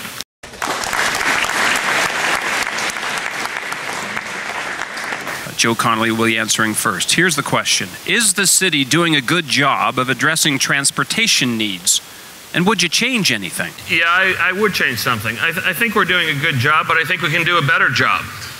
A week ago Monday, I introduced a new, I had a press conference and I introduced a new idea. And it was about crowdsourcing.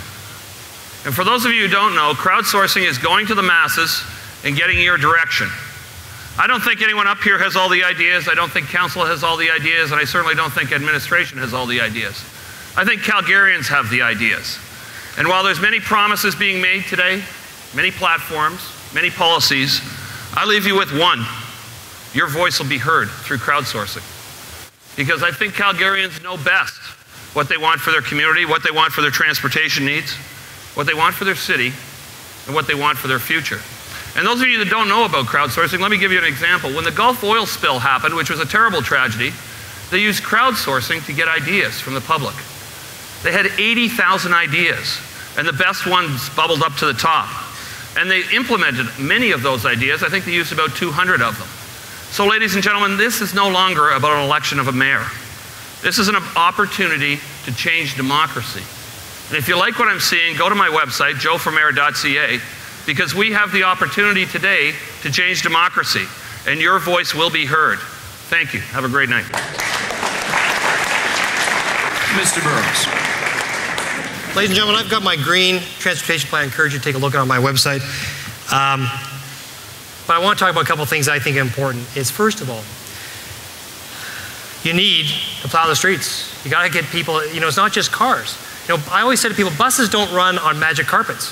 They also need the roads too. So we need something to look at getting our roads cleared. One thing that people are talking about, how to spend money.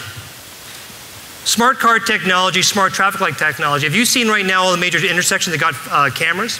There's technology out there that can actually, software programs that look at the traffic lights and see traffic flow. And actually change the lights based on the traffic flow, not just automated timers.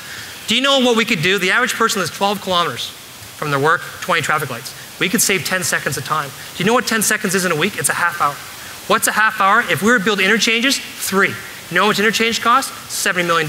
That's $200 million you have to spend to build interchanges. That never ends.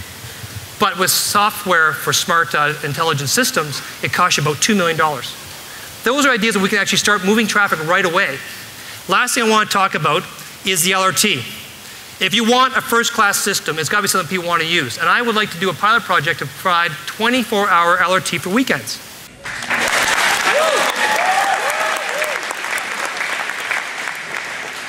Taxis, where can you get a taxi in this town? Well, let's put some more taxis where you can actually get them. You know another place you could put them on? LRT stations. Why can't I get a cab at an LRT station?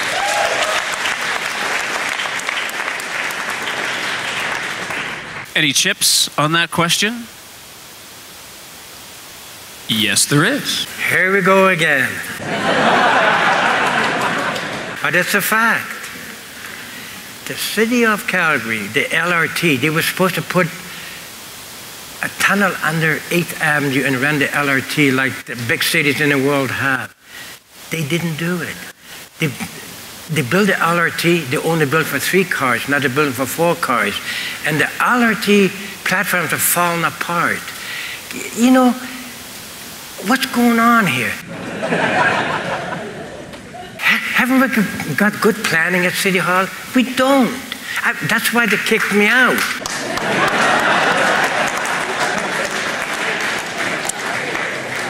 We need a free flow traffic. We need interchange. Build them as we build the subdivisions. Why aren't we doing it? Time. That's the first time you had to ring the bell. Thank you for the bell. This is called the how round. If you liked the lightning round, wait for this. We have another quick round of questions. Put your coins away if you have any left, because you can't use them during this round, because sometimes it's difficult providing specifics in a small brochure or on a website that you want to ensure is not too wordy. This is your chance to provide some detail.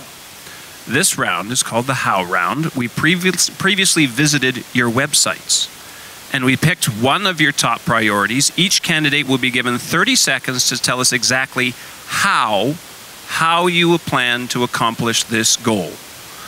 Please be as specific as possible and avoid giving any background as to why this goal is important. This is the time for details. First question goes to Barb Higgins. Excuse me, give me a minute. How do you 30 seconds if you want to be concise? So you really want a concise answer in 30 seconds? These are going to be 30-second questions.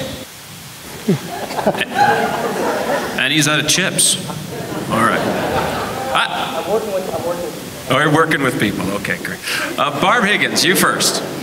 You have 30 seconds. Here's the question. On your website, you state that you would improve City Hall by streamlining business processes to make it easier for Calgarians to get business done. If elected, being as specific as possible, how would you ensure that you would achieve this? Okay, This one, I know we don't have any developers in the crowd, but this one is for developers. This is about streamlining the process at City Hall because we have created an uneven playing field for developers in the inner city as opposed to the outer city. It's something called CPAG, which if you're not a developer, you don't care, but this is a very specific issue that has to do with allowing for inner city growth so that we can move forward with the Planet program and allow for developers to give us that density that we're looking for in the inner city. So it doesn't apply to you, but there it is. Rick McIver, you're next. On your website, you state that you would redefine the customer service culture at City Hall, if elected. Being as specific as possible, how would you ensure that you achieve this? This is something that comes from the top. It's a matter of setting the tone in the culture, push it down through the senior administration. We would make sure people know that when you want something done, we want it done now. If an application comes in, you stamp it yes if it's right, you stamp it no if it's wrong, not waiting 8 months, a couple weeks. Look, it's not, we need to be sensitive to what people want, and it is about attitude, and it is about an attitude that starts from the top, and I promise to push that attitude through the entire organization. Thank you very much.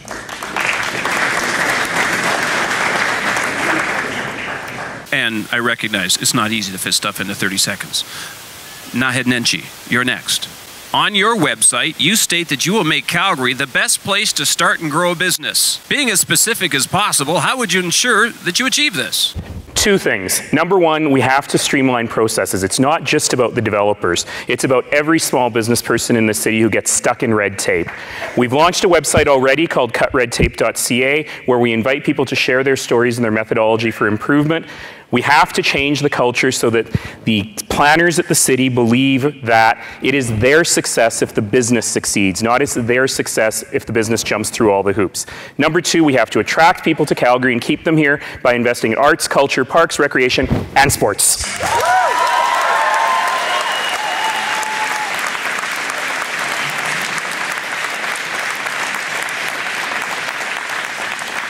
Mr. Hawksworth, on your website, you state you will make Calgary the green power capital of Canada.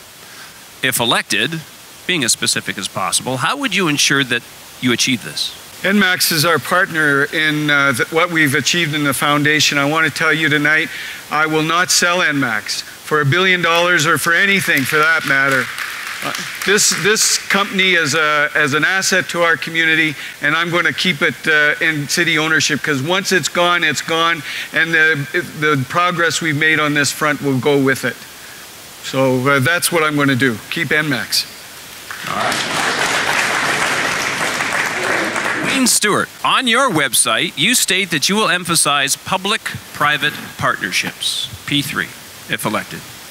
Being as specific as possible, how would you ensure that you achieve this? Well, I've said that we would use the P3 concept for two projects. One is the library, and the other is the tunnel to the airport. I take some risk in introducing the tunnel, but I've introduced it. And what I would do is find contractors who are interested in the private sector, who are interested in quoting on the library as a pilot. I would work with them, develop a contract. The advantage is once the contract is set, the price doesn't change. Thank you, Mr. Stewart. Joe Connolly, on your website, you state that you will make Calgary a great city that works for everyone. If elected, being as specific as possible, how would you ensure that you achieve this? Well, I discussed that earlier with the ladies and gentlemen. The new technology is here today. It's called crowdsourcing. And as I said, we have it in front of us. We can grasp the future, and you can have a voice at City Hall. I will guarantee that voice because in the first 100 days, I will put out an RFP. There's Calgary companies that do this as well, and we will get crowdsourcing going because I want to know what your priorities are because budgets follow priorities. Right now, we have 25 priorities at City Hall, and it's my contention, if you have 25 priorities, then you have none. Thank you. Thank you. Mr. Burrows, on your website, you state that you will create an accountable and accessible City Hall. If elected, how, being as specific as possible, would you ensure this? Okay, accountable. 5 things we're going to do. We're going to bring you a 3% tax increase that actually improves more police officers, transit, fire, and snow removal. We'll show you that tomorrow. That's what actually we meet with the media. Second thing, as far as accessibility, the reality is this, what people are telling me is they want a mayor they can connect to. And as mayor, I never want to lose touch with the people I serve. That's why I'm the first one to come out and say, I want to do town hall meetings. Because I think town hall meetings is the best way for me to reach out with people and work with the local alderman to find out what the local issues is. And through those local issues, you know what we find out? We got a problem with snow, and we got a problem with a bridge. That's how you find these things out.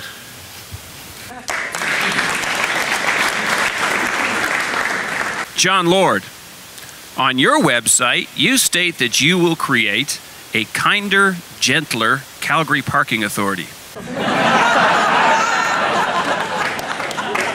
If elected, how would you achieve this? Of course, I've been in a fight with Calgary Parking Authority for many, many years. It's well known. It's been on the headlines over and over. I've said, number one, their mandate is not right. It's incorrect. Their mandate essentially says to use parking, to manage parking as a resource to the corporation of the City of Calgary.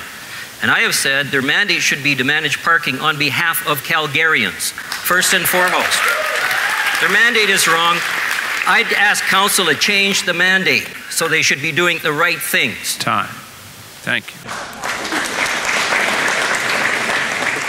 Oscar Feck, on your brochure, you state you will decrease taxes by a minimum of 10%. If elected, how would you achieve this? What can I say? It's very simple. The City of Calgary has about 200 trust accounts. They collected every year for the last 15 years, as far as I understand, $600 million a year. I asked them, where are the monies? They said, it's none of my business. Can you believe it? It is my business. I'm a taxpayer.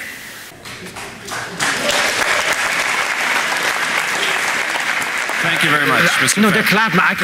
Well, I didn't finish. After a good applause, it's time to sit down. Yeah, okay. Thank you very much. No, you're done. Time's up. No, also, okay. There we go.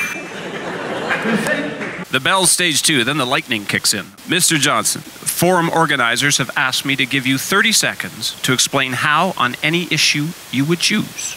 Any issue I would choose? Well, I think if I became your mayor, I think the biggest and most important issue is our tax dollars, because everything comes out of our pockets.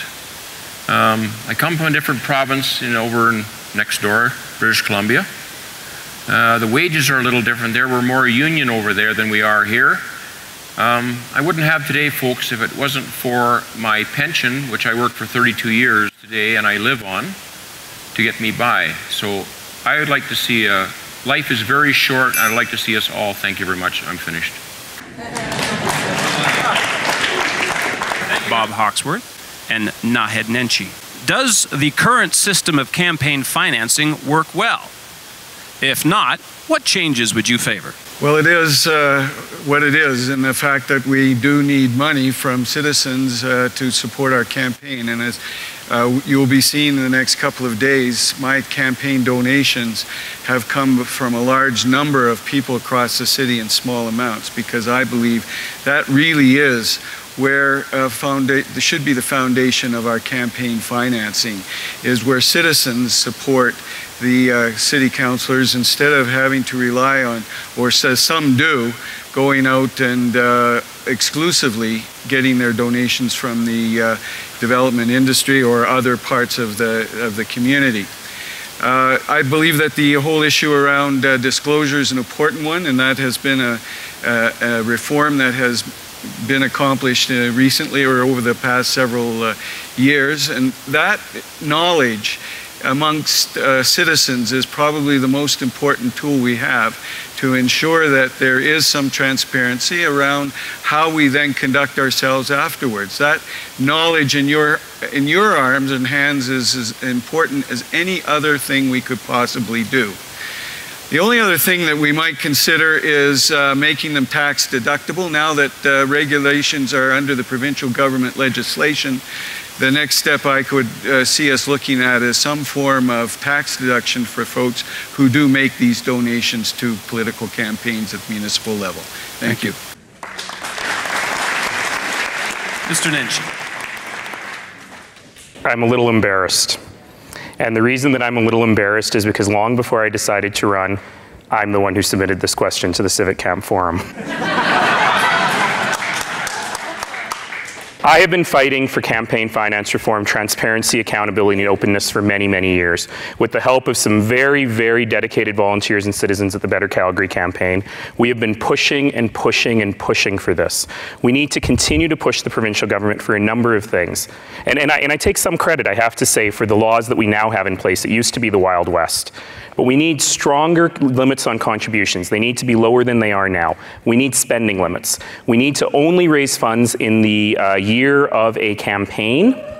We need to, no, don't clap, I got lots more. We need to donate all surpluses, win or lose, to charity, so you start from zero each time. And we need a much better registry of candidates' financial and real estate and so on holdings.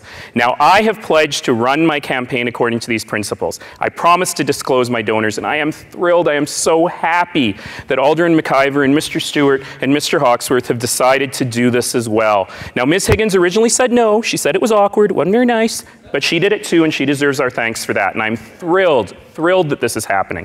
I will also donate any surplus, win or lose, to charity, so I will start from zero, and I will limit my spending. I will not spend more than 60 cents per resident. I've challenged all these other people to come to the table on those other two. None of them have, but I'm hopeful they will.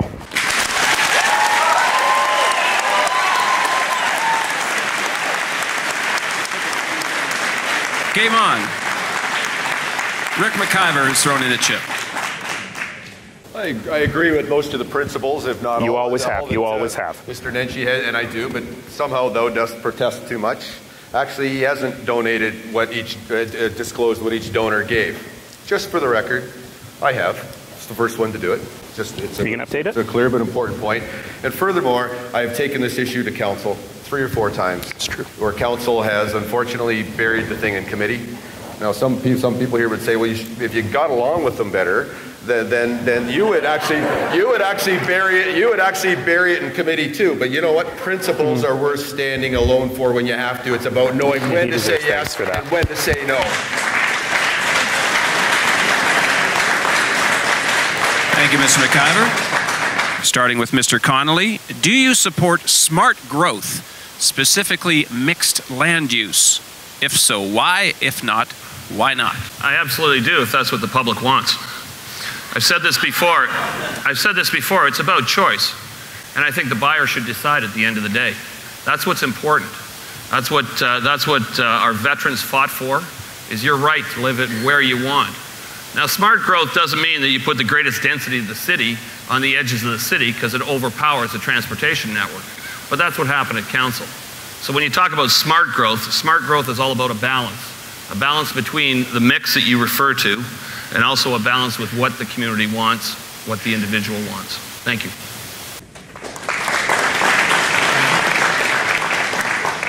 In case you're wondering, the question I just answered, there are 3 more questions following this one, just so all of our candidates know where we're at. Oscar Fay. What is smart growth? It's common sense. Build as you need it. Calgary has done it again.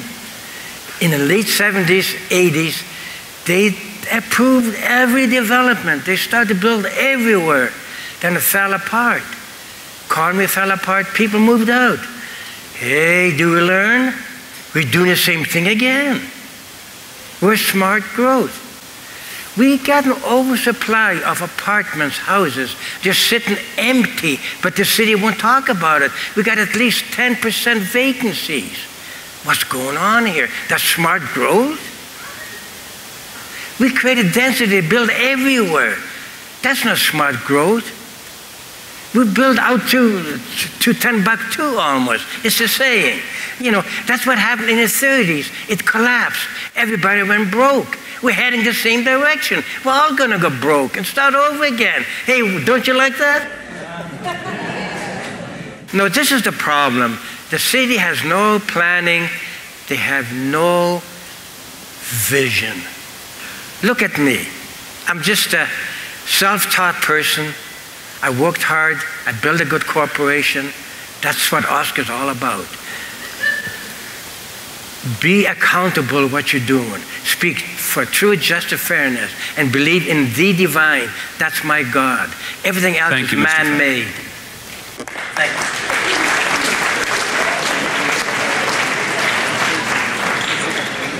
We have a chip on the question. I think the smartest thing we can do as we grow is develop complete communities where people can live, work, play, recreate in the same community. And that, to me, is smart growth.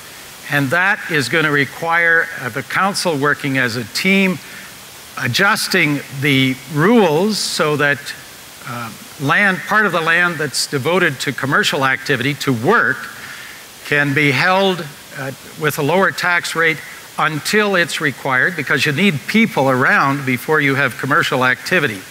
That, to me, is smart growth. Complete communities where people can play, live, work, and enjoy themselves in the same community.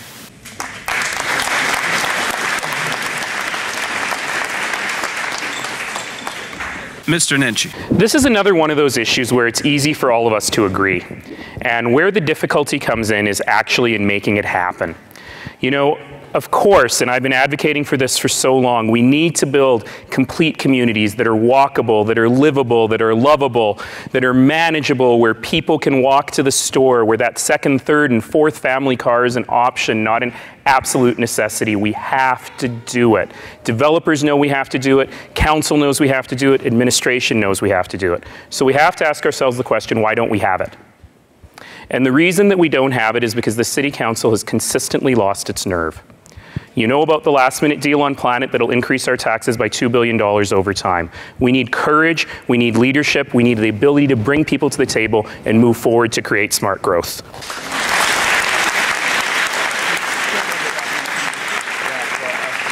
Rick McIver is in.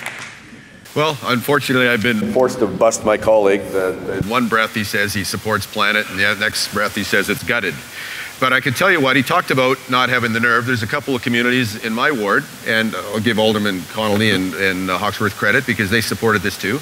Quarry Park has about 8,000 jobs, about 8,000 people. It has grocery stores. It's scheduled to have medical offices, the other things to make it a complete community. We are doing it. We are doing it. You look at Seaton, another great example, happens to be in the ward I represent. You know what, folks? We're making progress. As mayor, I intend to push it further, build the city of the future instead of just catching up on the city of the past with the infrastructure. This is your opportunity to support real leadership in this regard this year, and I'm glad to offer that opportunity. Thank you. Thank you very much. All right. Mr. Johnston, you answer first. Would you support an urban growth boundary? If so, why? And if not, why not? Well, ladies and gentlemen, I can't know everything about all the things that are applicable in the city because I haven't been an alderman for 9 years. Would I support the urban? I would say I would. It depended on the city is getting to be very, very far apart. And I was at a couple of the debates where we were downtown talking to the homeless and to the seniors. Well, the further we get away from everything is unaffordable for a lot of people. So I think we have to keep things within line. And I'd like to this chance to thank the audience. This is a very interesting evening. You're a great people. I tell you, I'm very moved this evening by your attendance and by your applause for everyone up here, because we're all trying to do the best we can. I thank you very much.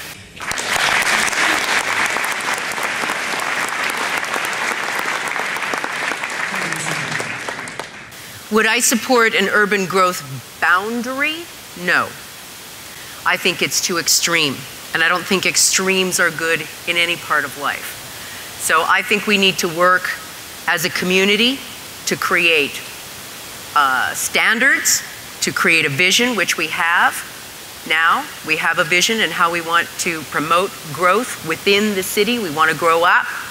But it doesn't mean that we're going to stop growing out. Okotoks tried something like this with their population cap. And Okotoks is now revisiting that cap because they're realizing that that limits growth. There was an economist in town a couple of days ago, and he talked about you don't want to stop population growth because that's economic growth. And that translates into jobs. So you don't want to stifle any kind of growth, but it's all about balance. And that's where we're talking about planet tonight, is that we need to balance inner city with outer city growth. So no, I would not support a boundary around the city. We need to be welcoming. Setting a boundary is like saying, don't come here. And we don't want to do that. We need smart growth, intelligence when it comes to this, but we don't want a boundary, no.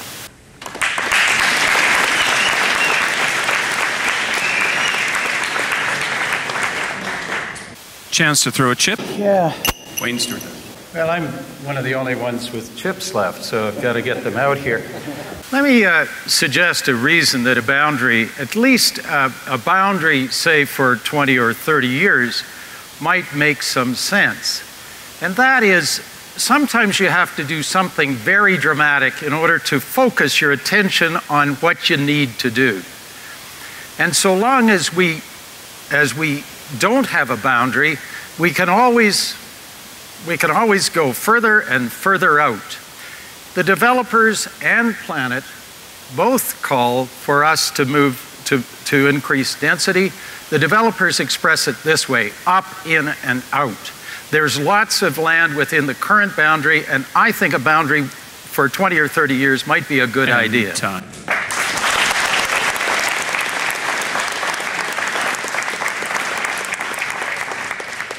Mr. McIver, Mr. Stewart.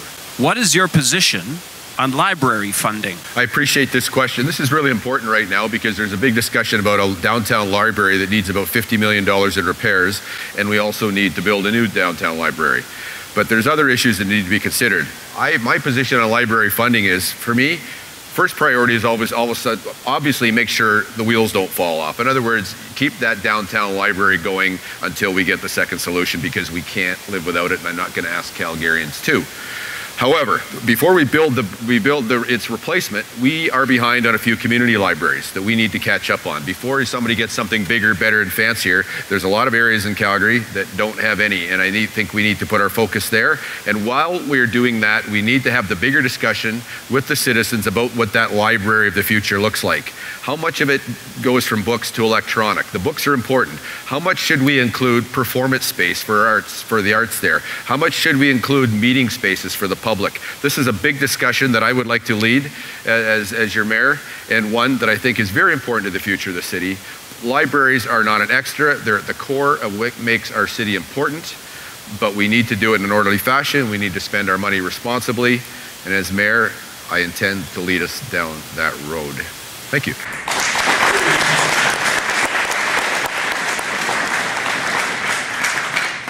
Short answer is I would ensure that libraries are fully funded. We did some research very early in the campaign that indicated that more people use libraries in Calgary than use recreation centers.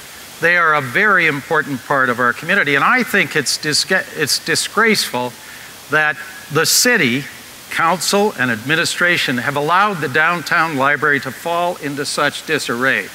They had an opportunity some time ago to start to build a new library, so that would be one of the things that I would do very early, is fix that downtown library situation. I think there are opportunities in communities outside the downtown to use other facilities for libraries in the short term. Schools that aren't fully utilized, as one example. So I would fully fund library services. I would provide service in the outlying areas, but I would also at the same time fix the downtown library situation, and that, as I said earlier, we would do through a public-private partnership. I saw a chip hit the floor. Bob Hawksworth. Libraries are an essential service in our community, and it's an important priority for Calgarians, as are the arts, as are all of our civic partners, the zoo, Heritage Park, and the attractions. These are important assets in our community. And in other arenas, in other rooms across the city, both Mr. McIver and Mr. Stewart are talking about major structural tax shifts, tax cuts. And you and I know that all of these services cost money. So when they're talking about how they're going to cut here and cut costs there, you know which services are the ones that are going to go first. The ones that Rick voted against in every budget that came forward to City Council for the last 9 years, which includes libraries and all of our civic partners. You've got a clear choice in this way. Thank you, ladies and gentlemen. Thank you for being here tonight. I told you earlier about the Signal Hill Library and me getting $10 million for them. And I told you about another library on the way, which will be at Westbrook Mall.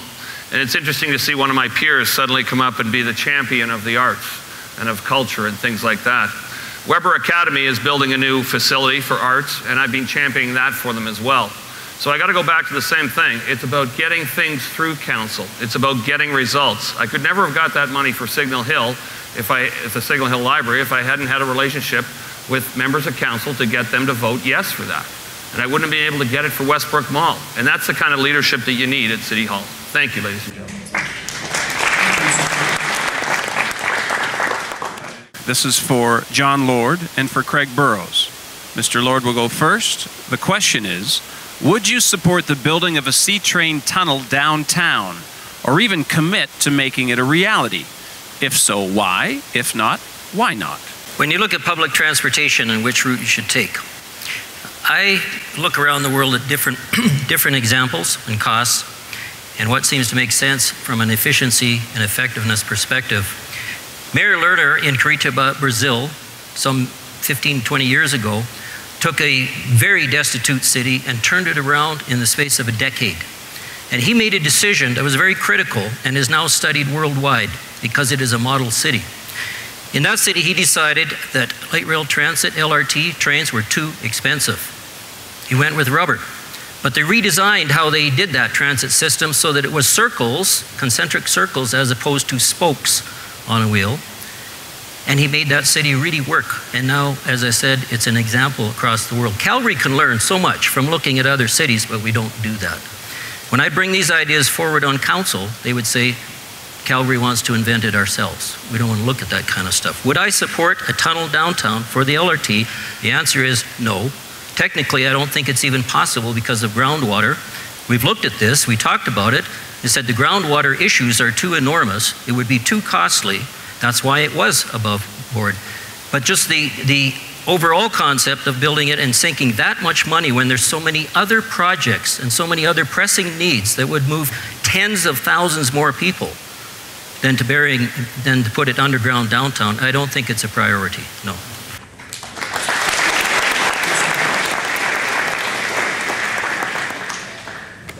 First of all, just to arts policy, if Rick's looking for one, go to my website. I actually am firmly committed to building a downtown library with an art gallery because we need arts and culture in this city desperately. I'm going to support that.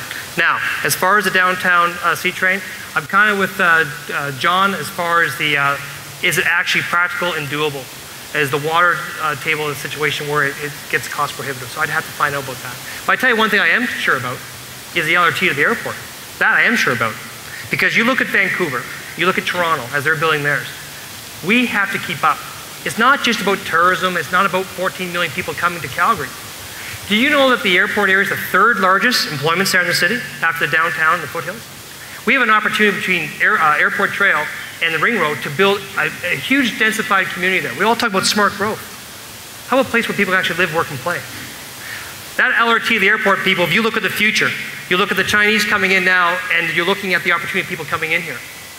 People from Europe and people from across the world that come here want to use an LRT. They don't want to use a car. We want to get people off the streets. So to me, my plan is to work with the province and the federal government, because I will need their help. I need support of council to do it as well. It's the time to look at the LRT at the airport. If you want to be a world-class city, you need to be connected to the world through your airport. That airport needs to be connected to your downtown.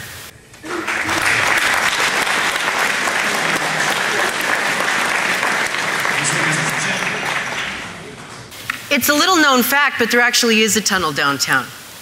It's underneath the municipal building, the big blue building.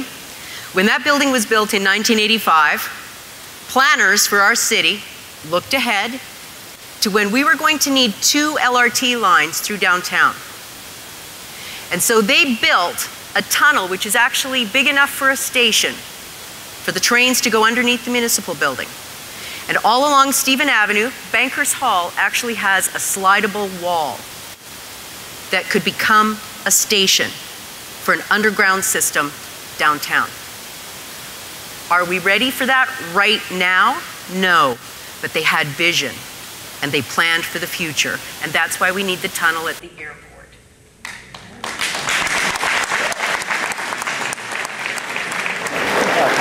Please, go ahead. And I believe, was that the last chip of the night? Oh no, oh no. We're playing after you, Alphonse, over here. I had a chip left, and I have to use it. I agree with what Ms. Higgins has said. I know about the tunnel. I think that the groundwater issue has to be evaluated. The advantage of running the tunnel down 8th Avenue is it will more than double the capacity of the LRT system. I want to add one other priority to what Craig Burrows said, and that is rapid transit to Mount Royal University. Whether it's the LRT in the short term, because I also agree with your taking it out to the first stop and then going south. I don't know why it went further west, but at least bus rapid transit to Mount Royal University has got to be one of our priorities. Tom. Mr. Johnston. I still have one extra chip. Let her go. Okay.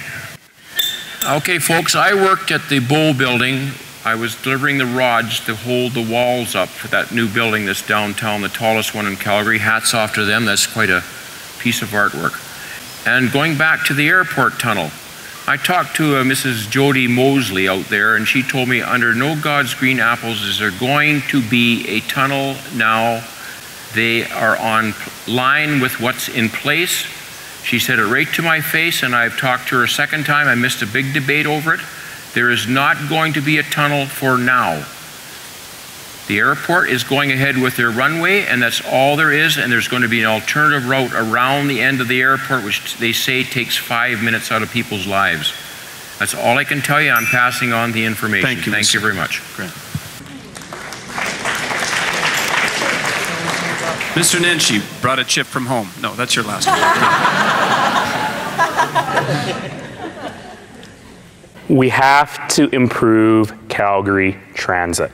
We have to make Calgary Transit the preferred choice for commuting, not the last choice for people who have no other choice. I've released a very detailed policy on this, on shifting Calgary Transit's culture to a more customer service-oriented culture, on using buses more like the model of Curitiba, Brazil, which I have visited, and it is unbelievable. One example, a circular route that never goes downtown. I call it the brain bus. Northeast Calgary, University of Calgary, Foothills Hospital, Mount Royal University, Chinook. It allows students from across the city to access at those points and not burden the system downtown. Check out my plan on transit, and by the way, the Southeast LRT and that Stephen Avenue Tunnel are the next two major priorities, but there's so much more we can do.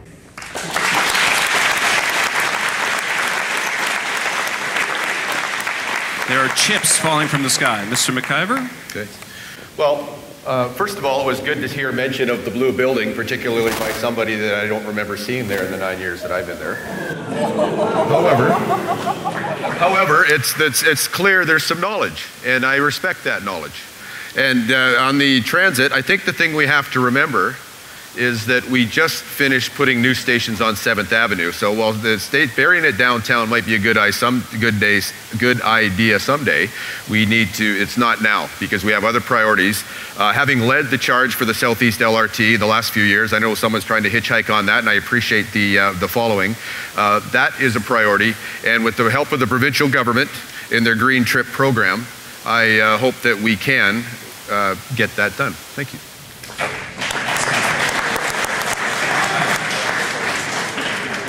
In closing, please talk about the one issue you think is the most important and why you have prioritized it ahead of all of the other issues. We're going to answer these questions in opposite order that we opened up, which means the first to answer that question will be Rick McIver. Finance. Finance is the key issue. Anything else you want to do that's good has money attached to it. That's why we have to get that under control first. That's why the center of my platform is to make Calgary the economic heart of Canada, and that has everything to do with being affordable for us, for our children, for our grandchildren. And you know what? We're going to, as mayor, I am going to push the administration and work with council, and we will get the tax increase down to 4%. Now, some here would have you believe that's a huge cut. I'm actually talking about 4% more than we spent this year, or more than this year's budget, to be clear. So that is something that we need to do. When we get our house in order, then we will be able to afford arts, culture, recreation facilities. We'll be able to afford to keep people in Calgary. We'll be able to afford to draw business here, which will provide the opportunities for the future.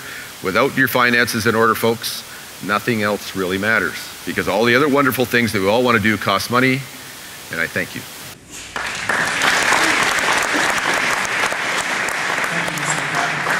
Bob Hawksworth is next up. Friends, we don't have money to do everything. We don't have money for a tunnel at the airport. We do have money through the provincial government for a Southeast LRT. We cannot do both. So that's why I'm telling you, if you want Planet, if you want to start changing the direction of this city, you've got to make the investments where it counts. You have to pick priorities. You can't do everything because we don't have money to do everything. So I'm voting on behalf of a different future for the city. One that has a vision of a different kind of sustainability for the long term. And we have to begin right now to making it happen with smart investments. And the next most important investment we could possibly make in our transportation system is to the southeast and get that LRT line underway. We cannot do it all. We have to make a choice. That's why I'm talking to you about getting the right priorities for Calgary. Thank you. Next up is John Lord.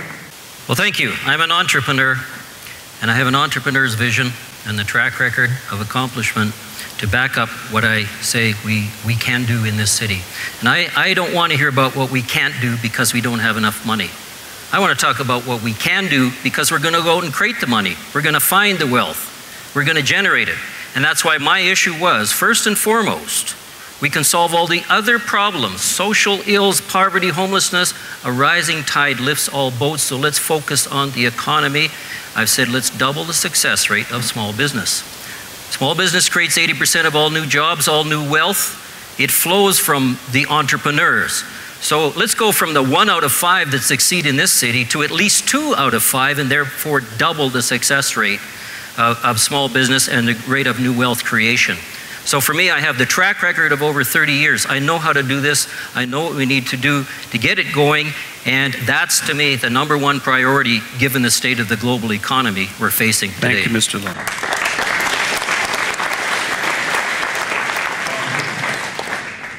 Well, if we have to pick one priority, it has to do with the money. We don't have a choice. We have to pay taxes. I think this has been the biggest issue to hit our city in the last couple of years. We've all watched City Council waste our money on projects we didn't need, the Priest Bridge. We also watched, and I covered, the biggest fiasco in this city in years, the audit fiasco. So they wasted our money in how they spent it on the budget. And then there was the whole audit fiasco. And Mr. McIver was on the audit committee for 4 years. And he talks about trust, he talks about certainty, and he talks about dealing with facts. And I'm curious where those 3 qualities were during the 4 years that he was on the audit committee. It's time to restore trust in our budgeting and our auditing process. We have a great city. We want the arts, we want culture, we want police and fire properly budgeted, not a blank check, but we have to restore trust. Thank you, Ms.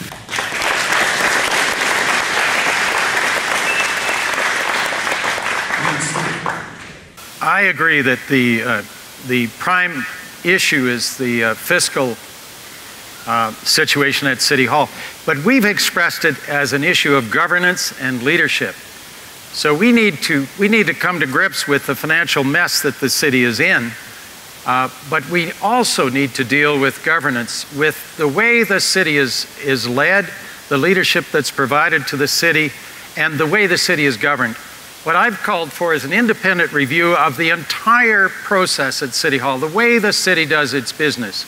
We need to look at everything, not just how we procure things, but also the planning process and the rest of the processes that are in play in the city, and what role the council plays and how the council is governed. So we've expressed it as governance and leadership. Thank you all for being here.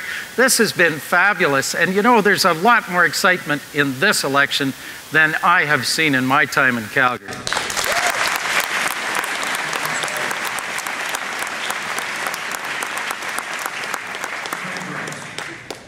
What I love more than Calgary itself is Calgarians. I actually like people. That's why we'll go to the den after this. But the reality is this, that I'm passionate. And I come from a family that believes in passion, but I also believe in accountability and transparency as well. You know, Rick talks about transparency.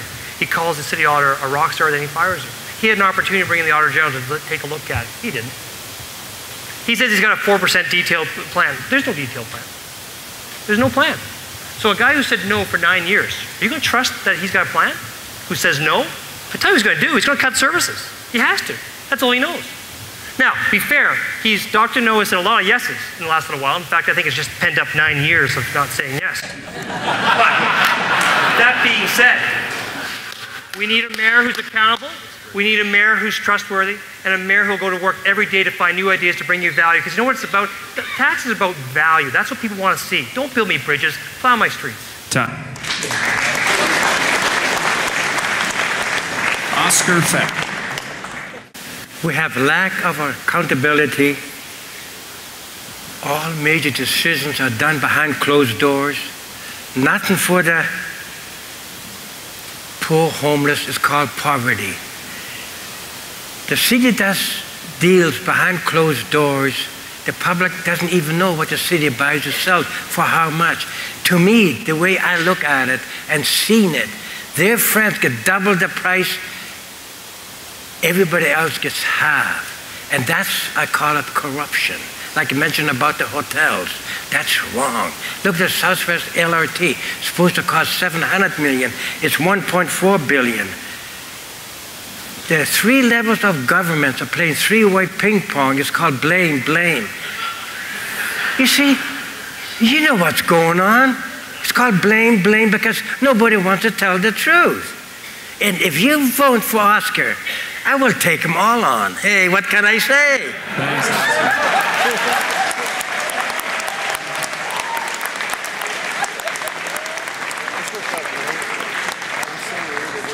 Naheed Nenshi. When we started this campaign, a lot of folks said I was a little bit crazy because I was ready to have grown-up conversations with Calgarians, detailed conversations about issues that really matter. We've been releasing detailed platforms every week for this summer. So one of my volunteers pointed out that any one of our 11 better ideas, any one of them actually has more words in it than Ms. Higgins, Mr. McIver's platforms combined. But people are ready for that. And despite the efforts of some like Alderman Hawksworth to distill my complex situations down into meaningless bullet points and then run around on the Twitterverse like that proverbial urban chicken, Calgarians reject that. Calgarians say that they are ready to have real conversations. But you know something? We've sold the ideas. The ideas are good. The ideas are good. A lot of these folks have adopted them. What you need to do starting tonight with your friends, with your neighbors, with your family is ask the question of leadership. Who can get it done? Can you get it done if you've never been to a city council meeting? No. Can you get it done if you've been part of that broken system for so long? No. Thank you for coming. I'm Naheed Nenshi. I humbly ask for your support on October 18th.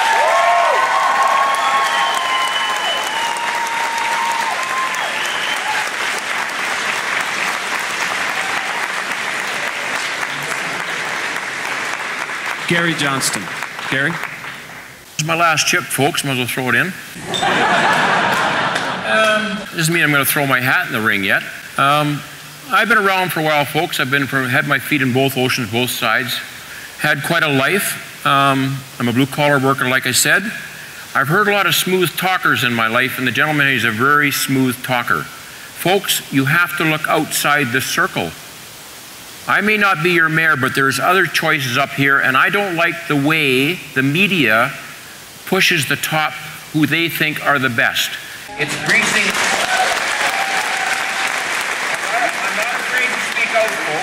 thing I'm not. And if I'm your mayor, I will stand up for your rights, because that's what I do. I stand up for people's rights every day. I have friends in wheelchairs, worse off than me, and I help if I can. That's what people are about. Everywhere you go, people are the same. They're willing to help their neighbor. But you have to help one of us who become the mayor, one of us, to make this city a better place. And if you do choose the one on the 18th, you're not choosing tonight. When you walk in that door, you sometimes make your mind up before you put the X where it belongs. So I hope on the 18th of October you make the right choice, even for me, who I get to vote too. Okay? Good luck to you. Thank you for being here. You're a great audience.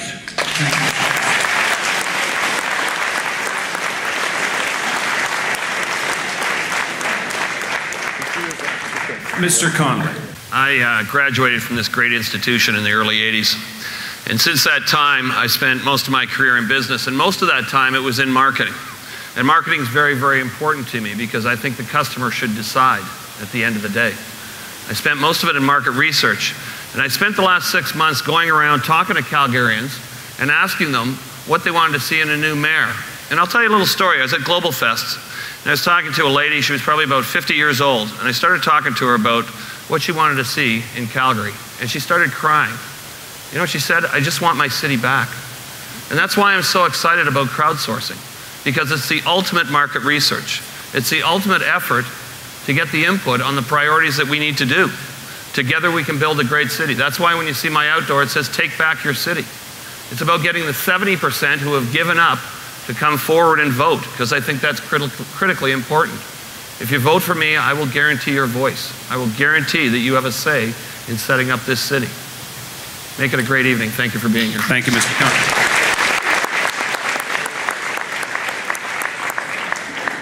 That ends the final summary for the evening. A big thank you, first of all, to CivicCamp and the University of Calgary Students' Union.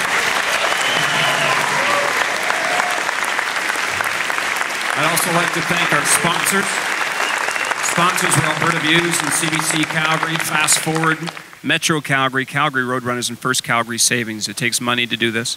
Thanks to all the staff who stayed here late this evening and made all of this happen and worked the lights and worked the sound. And quickly, a quick thank you to these aldermen who have put in, mayoral candidates and aldermen who have put in an awful lot of hours already on this campaign, and it's not over yet, folks. There are more yet to come. Thank you for coming, and good night.